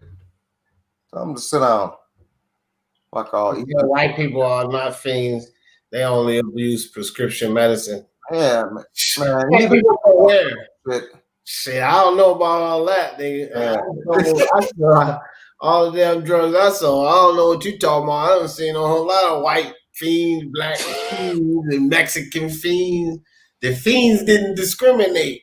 They were all paying me green, Boxing Monster. I tell you that.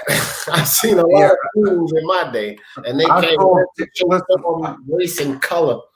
I sold teeners and 8 balls to every fucking color under the sun, so I don't want to hear that. Well, people in the corporate world, when I got out of the streets, because every guy, I think, whoever got to a bigger point in the game started off in the streets at some level.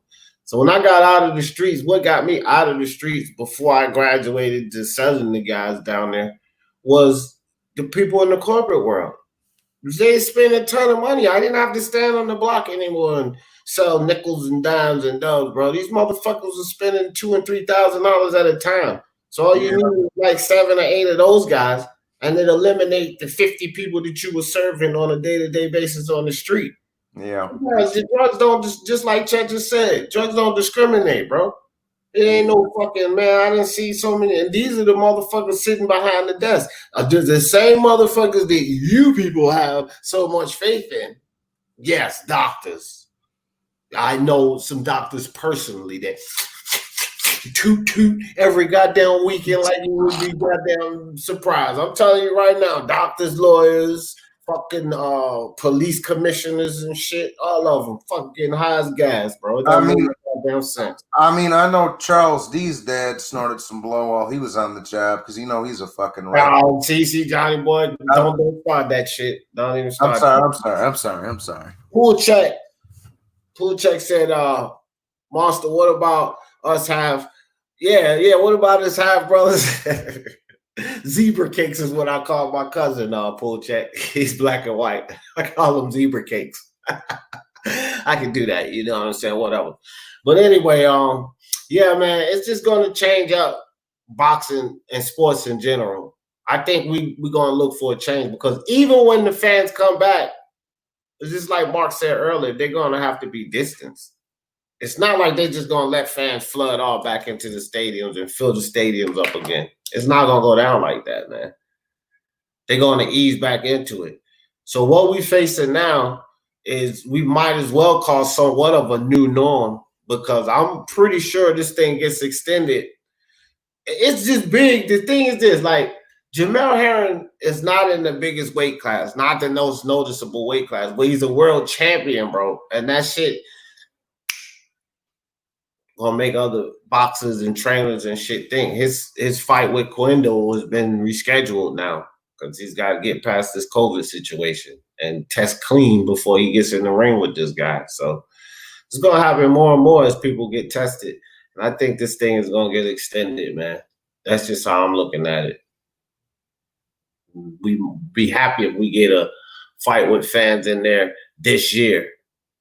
But if they are gonna loosen up on fans this year, allowing fans to come back this year, I got one more thing I want to discuss before we end this. If the government say they are going to allow fans back this year, knowing the situation, do you think that those guys try to make like these significant fights happen because they know they might not get a chance later? So maybe we'll get the Teofimo, the Tyson Fury and Joshua. Y'all know what I'm saying? Maybe they'll rush Fury Joshua will not happen this year. Right. Yeah, I doubt that either. But you know what I mean? Well, it's politically that's impossible. Politically, it's other significant fights though. Teofimo and Loma. Yeah, I could see it happening because I think Bob wants to cash that fight. I think he needs to cash that fight. Because let's be real, if by April we don't have fans in arenas, Teofimo, I don't think he can make weight past like another year from now, mate. I don't. He's gonna be struggling. He too big. He way too big. No. Like Johnny say this all the time. The Errol Spence should go up to his rifle division and go up there and fight at 154 or 160, right? Teofimo should be fighting in his rifle division at 147. That kid's the same size as Keith Thurman. Yeah. Unlike Errol Spence and these guys, Teofimo has grown into the weight. He's on. No, I get you. Well, Errol did too. Errol grew like from early. Errol wasn't overly big, but he's gotten too big now for the weight. Well, he jumped in at 154, Mark. That's true. That is true. He jumped in at 154 and then went down. That's true. I'll say this. Like, and I told Mark this before too. Now, I'm not saying he's going to win a title or undisputed or all these pound for pound accolades, but mark my words, bro. When Teofimo moves up to 140, he's going to make some noise, bro. He's going to make some noise. I promise you that. The Cat says, no, if the major fight happens now, that slot of money is lost. But, Cat, it's a risk because if this thing gets extended and they lose the opportunity for the fans to come back, they could have lost. See, you got to have something called cash flow. So they might need to, like Mark said, cash in on a couple of these fights to keep things going. They got to make some money. Can't sit around forever and wait for fans. And when you got an opportunity, when you may get fans at some point, it may be a good idea to throw on the maximum amount of fights you can while they're allowing fans before they shut it all down again. That's my thing. Damn, she's pretty. I'm sorry, baby girl. I didn't mean none of that. I'm sorry. I'm sorry. I'm sorry. Like Biz Marquis. Now you see. Yeah, I'm sorry, babe. I didn't mean that. Yeah, she's gorgeous. Motherfucker. What you got to say? Yo, straight up. I'm sorry, honey. My bad. That's my bad. Word to Walter Dorigo support to stop Loma. Look what happened to both. Hey, man. I think you gotta. It's a fine game you playing here. Do you jump on the money while you have the opportunity, or then do you hold out and risk losing it all?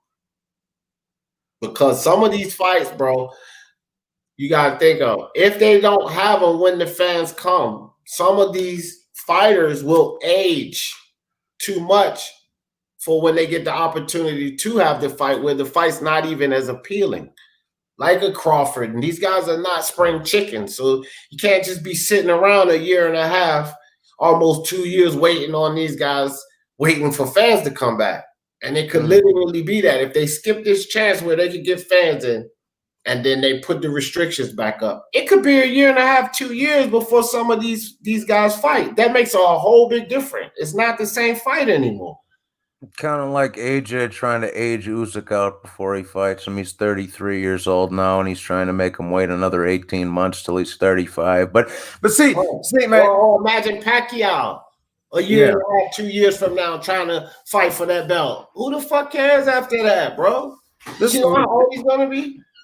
This is what kills me, D. Just because I don't pick sides, I stay neutral. Johnny Boy just stays Johnny Boy. You do. I'm not talking about anybody on the panel or in the chat or none of that shit. I'm just saying, if you're gonna push, Fury's ducking white. Fury's ducking white. Where's that energy for AJ and Usyk? Y'all steady trying to get that man a pass for his fucking mandatory, but you went when it comes up to Fury and White, y'all hell bent on seeing that fight. Yeah, man, bro. Can I comment on that? Go ahead. Where's that energy at? Well, there's a bit of a difference between the two situations. And let me just explain what the brief difference is so you understand. Anthony Joshua has not said he's not fighting Usyk. Tyson Fury has said he won't fight Dillian White. I don't blame him. He just got the title 2 seconds ago. Okay. AJ's had the titles for years, bro. Years, bro. That man just got the title 3 months ago. Damn right, Chet Collins. Damn right. The takeover. Bona fide superstar. Yo, this pussy mother. This talk about Teofimo Lopez. Cat said we want undisputed above everything. Hell yeah. Fuck that. Undisputed. Cat, I'll fight you. Cat, I'll fight you for the belts, baby. You say unproven that heavyweight only cruiserweight. Yeah, he is so far. You gotta. That's a good point. He is. I'm just saying, if you're gonna push, AJ not ducking. If you gonna push that energy for Usyk or for Fury and White, push that same energy for Usyk and AJ. That's all I'm saying. Well, the reason most people aren't talking about it as much is because that's been mentioned by Eddie. Like Joshua fight Pulev, then he'd take care of his WBO mandatory while Fury fight his Wilder and his fucking Dillian mandatory. Mm-hmm. Because if they don't, no, listen for a second. Quit just jumping to conclusions to want to hate and actually listen for a second. If they don't, that fight will not be for undisputed. It will not be. Mauricio Sulaiman has already said if Fury doesn't fight White, he's stripped. He said it now. Yeah, he came out and he's stripping him if he doesn't fight him, Johnny, which means it's not undisputed. Who fuck undisputed? Let's see the two best heavyweights in the world fight. Don't care. Fuck these meaningless belts. I don't know if Fury's the best heavyweight in the world. Beating Wilder doesn't make him the two best heavyweights in the world. I don't know if he's one of the two best. Yeah. Why? Because he's got to fight White? He beat Wilder. Wilder didn't beat Dillian White. Oh. How do I know Wilder can beat Dillian White? This fucking here comes the matchroom shit. Hold on, Mark. I'm not even a matchroom fan. He beat Klitschko. That's why all you European boys are hell bent on being fans of Regis Prograis because he's the one fucking American you can root for because he's signed to Eddie. He's not signed to Eddie. You guys, every fucking European on here is in love with Regis Prograis because he fights on Matchroom. Every single. I like American fighters. I'm a big Regis Prograis fan. The fuck out of here. Get the fuck out of here. Johnny, is there any chance you can actually talk to me about the sport without just trying to insult like my integrity on the situation and actually talk about the topic? I'm having a joke, Mark. I'm having a joke. I'm clowning around. I'm having fun. What do you want from me? Take it easy. No, Fury's not the best in the world because he beat. Listen here, man, Crow. Don't start fucking with Fury now. You're going to see me on another rant. He's not the best in the world because he beat Wilder. Fuck Wilder. He beat Klitschko. Listen, Anthony Joshua fans, not Mark, not Unrivaled. I'm not talking about, but a lot of Anthony Joshua fans, you cannot praise the same guy and give Anthony Joshua validity, but act like Fury didn't beat the same guy first, not off a 2-year layoff. Come on, dog. Like, stop it. That's why, that's where his claim to fame is. Now, yes, Joshua has done more along the way. He has a better resume. Okay, I get that. Fury went into a mental state and dope frenzy and quit the sport. I get all of that, but Fury has his claim to fame too. He's won every belt there is to one, and like Johnny Boy said, and this was Fury's idea on it as well. Fuck the belts, fuck the trinkets. I want to fight that guy because I know that guy is considered the best. And once I beat him, when I beat him, there'll be no questions. So Fury already considers himself one of the two best. I consider him one of the two best. And so he wants to fight Joshua. Now he wants to fight him with or without a belt. And I would prefer Fury to fight him with a belt so that we can have 4-belt undisputed. That's what I want Fury to do. Well, that would be everybody's preference. But like I say, I stick to my initial prediction. The fight will never happen. AJ's too much of a pussy. He will not fight that man ever. Ever. You blew it, son. I think they'll fight. I hope they fight. I just hope that I think that you will be able to make plenty of videos if Fury somehow loses that belt because then I think whoever has that belt, AJ is going to go on. Like, say Fury loses the belt and White gets a hold of it or whoever gets a hold of it. I think AJ is going to go after them. You know what I'm going to be? He wants 4-belt undisputed. You know what I'm going to be making plenty of videos on? When AJ dumps his WBO title because he's too much of a pussy to fight Usyk. I'm going to be making plenty of videos about that, and we're going to see how much you little AJ fucking cheerleaders got to say about that. Let's see that shit. You want to see Fury and White, motherfucker? Let's get that AJ Usyk lined up then too. Usyk and his camp may be writing to check their ass can't cash, bro. I'm gonna tell you that shit right now. See, I can't have that deep, bro. You gotta be consistent across the, and I'm not talking about you or anybody else. You gotta be consistent across the board. If you want to see White fight Fury, then you should be wanting to see Usyk fight AJ. Ain't no half stepping. What y'all want to see? Well, I do. We do want to see. Hold on, Johnny. Hold on. I just said I'm not talking about nobody on here, but I'm saying. No, I know. I'm saying. So I don't get with all this Dillian. Like I say, AJ. Every time an undisputed fight rolls around for AJ, here comes the WBC and Lillian. Me and Anthony are trying to have some wine. Eddie and Anthony are trying to have some wine. Lillian, please get the door. Who's at the door, Lillian? Well, can I ask a question to everybody in the chat? Would y'all be interested in watching an Anthony Joshua versus Usyk fight? Because I sure as hell would. I think everybody here would. I would love to see that fight. Ain't nobody here going to say that they don't want to see that fight happen. If that fight meant that we can get an undisputed fight, would y'all take it? I would. I would take it without the undisputed fight. I would like to see Usyk. I like Usyk. Okay? And as a matter of fact, I have no dislike or no disdain for Anthony Joshua. I've done plenty of positive videos about him. I think he's a great champion. But I like Usyk actually more than I like Joshua. Like I root for Usyk more than I root for Joshua. So like I like Usyk. So I would love to see the fight. I would love to see it. This isn't even a hidden secret. Like, I'm actually an Usyk fan, an actual Usyk fan. I'm not a Joshua fan. Right. I've made 58 videos on Usyk. I've made 7 on Joshua, 7 on just Joshua himself, 50 plus on Usyk. I had him my pound for pound number 1 last year. That's my dude. Like, after that World Boxing Super Series, he was pound for pound number 1 to me. Right. Yeah, I mean, look at all of your. It's the yes, absolutely, yes. People want to see that fight. That would be a banging ass fight, and it would tell us a lot, even in a loss. So, like, let's say Usyk loses to Anthony Joshua in there, but they go 12, and it's a good fight. Even in a loss, it tells us a lot about Usyk, because look how much bigger than Usyk Joshua is. Joshua's been settled in at heavyweight. He has 3 belts, so even in a loss. If it was a good fight, that would say a hell of a lot about Usyk. If he went in there and beat Joshua, oh my gosh, that would be massive. So that would be a great fight to see. Great fight. It's a tremendous fight. Look at it like this. It's an undisputed cruiserweight champion fighting against a unified heavyweight champion. I mean, that's a kind of legacy style fight. Lillian. Hey, Bullcheck, right.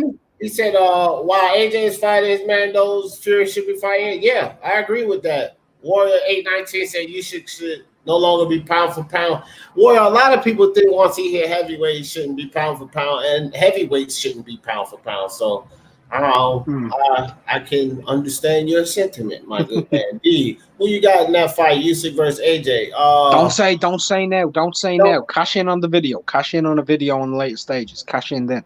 I was actually going to tell Unbiased I don't have a pick yet. It's sort of like Unbiased. It's sort of like Tank versus Ryan or Spence versus Crawford right now. It's something I have to see first before I can determine that. And what I have to see from Usyk first is the Chisora fight or somebody on the level of a Chisora, what he can do at heavyweight. Because that fight he had with Witherspoon, that didn't tell me shit. That didn't tell me shit about Usyk at heavyweight. I don't know who it told somebody else, if it told them something. But Chaz Witherspoon is not what I need to see out of Usyk at heavyweight. I need to see him like versus a Chisora or something. Like I need to see Ryan. I needed to see him versus Linares before I could definitely say he could beat Tank. No, I need to see Spence fight Danny Garcia and see how that chin look before I can assess this. So I got to see Unbiased. I got to see Usyk in this fight, and then I can assess him. I can't pick him. Right now, if I had to pick, I would have to pick AJ because AJ has proven himself at heavyweight. AJ's much bigger. He can box. He's not just bigger. He can box. He's adapted. He's shown the ability to adapt. You know what I mean? No, fuck that. I could have to pick AJ right now. So you're tired as well, money. I got Usyk winning by vacation of the title. Johnny, can I ask you a question though, man? Can I ask you a question though? Because we already know, like, there's a possibility Fury may actually not fight Dillian White and get stripped of his title, right? Would you keep the same? Would you keep the same energy in the situation if Joshua actually did fight Usyk? If here, I'll put it to you this way: if you're here, listen, bro. I'll be the first man to tell you, if he does not fight White. If he's pursuing the AJ fight, that's a different story. If he turns down White to fight a turd, you got my word. I will be the first man to say he's ducking. You have my word on that. However, that ain't the fucking case. He wants that fight. But hold on. AJ has said time and time again he wants the undisputed title fight, right?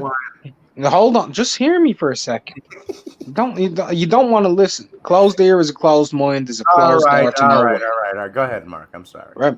The dude said he wants to fight for undisputed. Right. If his pursuit is undisputed, because for him it's not about the biggest money. The biggest fight in the heavyweight division has always been the undisputed heavyweight championship of the world, because that's what creates a legacy. If you go and you win that fight, you were the first ever 4-belt undisputed heavyweight champion.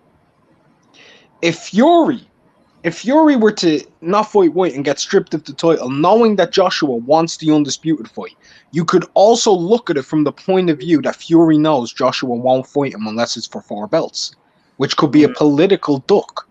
Mm-hmm. Just like it was with Wilder. Mm-hmm. Every time Undisputed rolls around, Lillian. Every time Undisputed rolls around, you know, I think it's circumstantial, but the circumstances damn sure support what you're saying, Johnny. But it's just a lot of circumstances around it. You know, I think that me personally, man, I don't think the dude is afraid to fight any of those guys. But and damn sure have been things that happen. But that's just politics. I mean, undisputed is hard at any weight class, man. yeah. It don't really go through smoothly like that. Look at this shit going on at welterweight. You know what I mean? I keep saying, man, the first undisputed you're gonna get it is at 140, bro. The first undisputed we're gonna get it is at 140 pounds. Mark that down, dog. Yeah. Well, it's between them and it's between Ramirez and Taylor and Tio and Lomo. Well, is that for undisputed though? Well, yeah, true. Because Suleiman and all of that garbage. Yeah, Franklin is bullshit. Yeah, you're right. Yeah, 140. Yeah, that's going to be the first official one. Look at that. I'm 140 twice already within this fucking decade, bro. Terrence Crawford and then Not within this decade. We're in a new decade, bro. We're in a new decade. We are in a new decade. That's shit! It is 2020. Yeah, we're in a new decade. Okay. Well, in the past 10 years, how about that? I get you. For the record, let's put the shoe on the other foot here, and let's say Fury does fight Dillian White. I got him beating the ever-living dog shit out of Dillian White, taking those anal beads that he wears around his neck and jamming it up his fucking ass. Okay. Yeah. I got Fury winning that fight too, bro. I don't disagree. I think he beats White as well. Yeah. Dillian White don't have enough gas in his tank. He don't have enough IQ in his head, and he don't have enough damn movement to beat my guy Fury. Fury beat him and move around that ring and beat him, frustrate Dillian White, because that's another thing he's going to do, get frustrated. Let me tell you something, man. Derek Chisora was giving it to his ass until he caught him in that 11th round. Derek Chisora was giving it to him. Did you see the White versus Chisora first fight? Yeah, I saw both of them. Yeah, who did you guys have winning the first fight? Because I actually had Chisora winning that first fight. I did too. I had Chisora winning the first fight. My my cousin was like, "Oh hell nah, man." I was like, "Man, whatever, bro." I think Derek Chisora gave. I think it was a close fight. It was a good fight. It was one of those fights, Mark, where I accepted Chisora winning, but I just had Derek. I accepted White winning. I just had Derek Chisora winning. That's how, you know what I mean? Yeah, and we can say keep that same energy in the future all we want to. I'm saying for the here now, if you're gonna fucking push that White Fury shit, push Usyk and AJ. Same thing.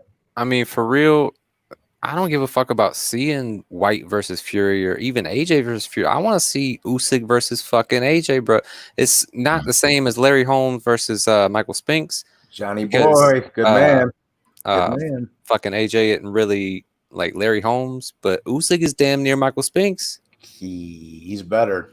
He's better. Same accolades, same undisputed from a lower weight class coming up to challenge heavyweight. I mean, I want to see that shit, man. He craftier than Michael ever was, bro. Man, let me tell you something. He got better footwork than Michael Spinks. He do, but I'll tell you one thing: you don't have any better fucking wins than Michael does.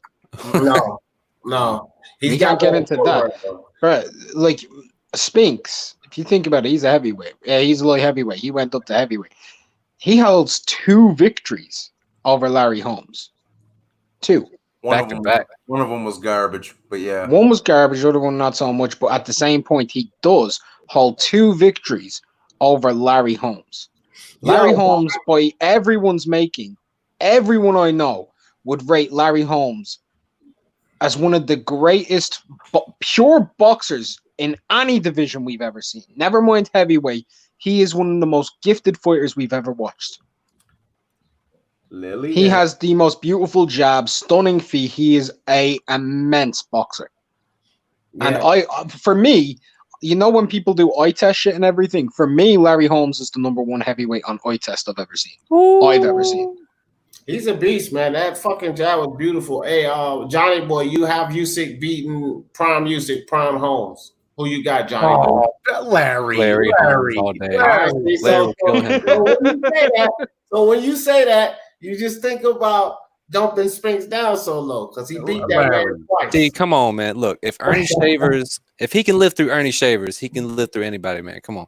Yeah, He can live through it, but I'll tell you one thing. Remember, Michael Spinks did beat Larry twice. Man, Larry's fat and old at that point doing soup commercials. Oh, hold up a second. No, he wasn't. No, he wasn't. Mark, No, he wasn't. He ended the streak. Mark, look at this. Warrior 819 said Larry Holmes lost to Ken Norton. Hey, Warrior 819, so did Ali, even though they didn't give it.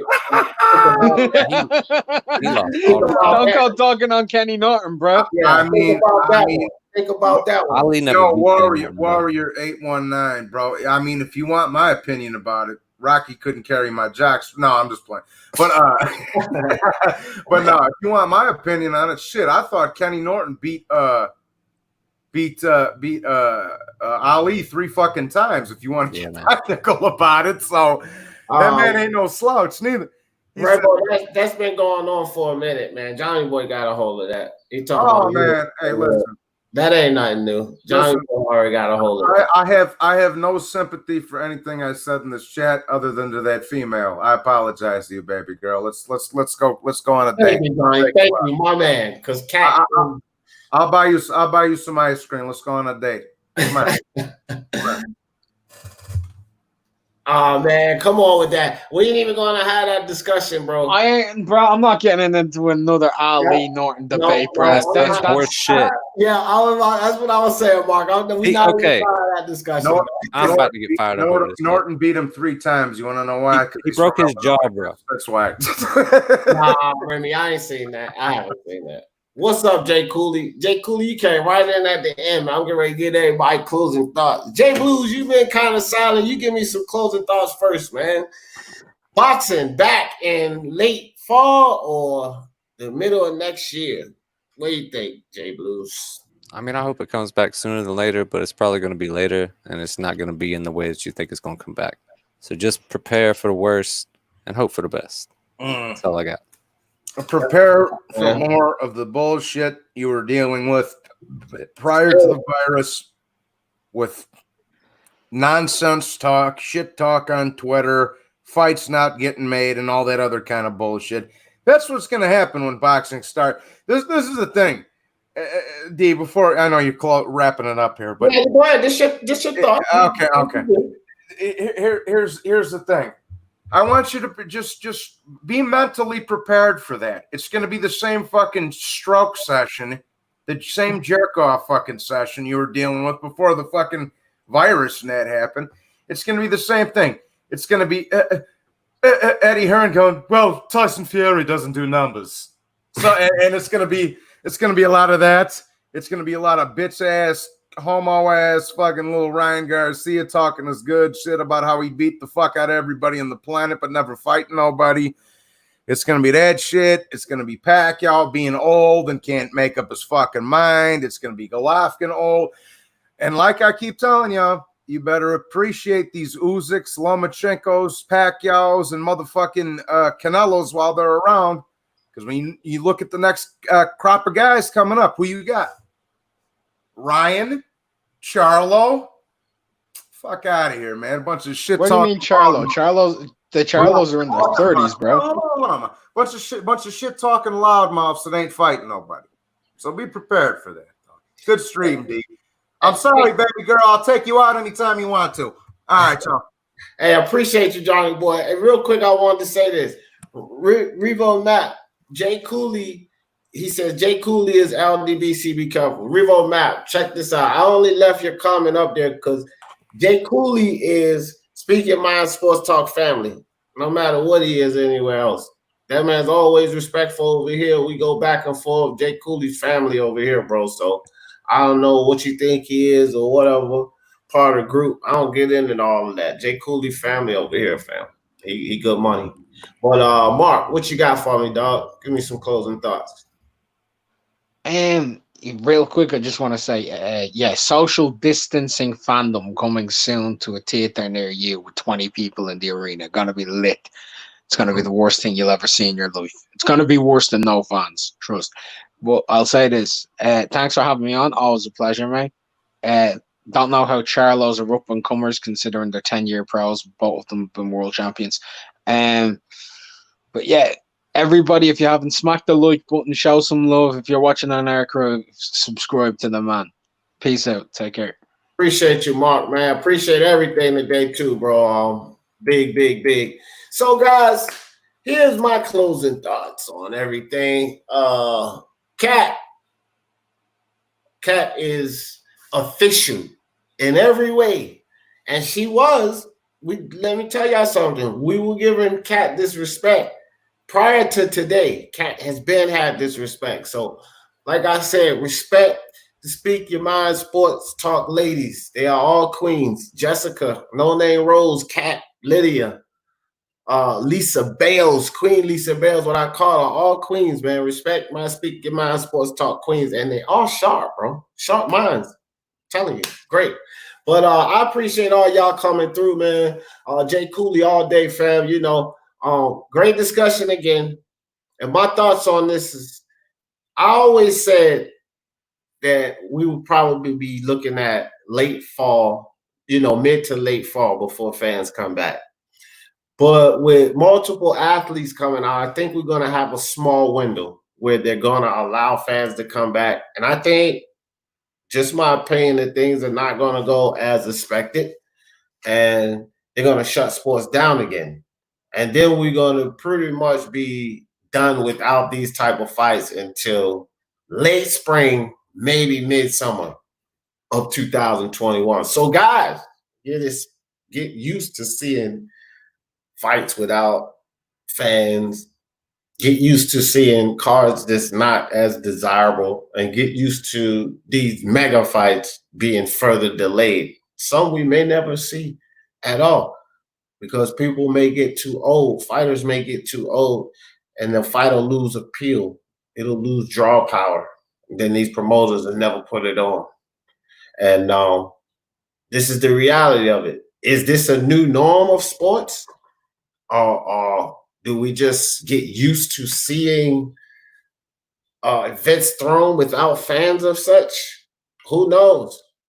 But we're going to find out here in the next 3 months or so. And as I say this, I think that they should take advantage of these big fights while they can get fans in. Make it happen. Don't marinate no more because it's not the time for it.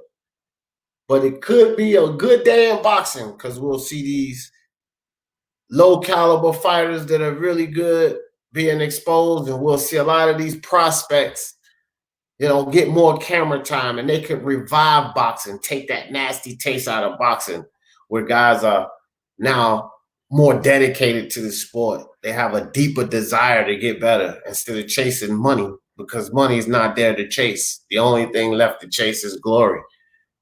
So it could bring that glory back to the sport. So y'all know how I always end this thing. For the love of sports, let's talk about it. Peace.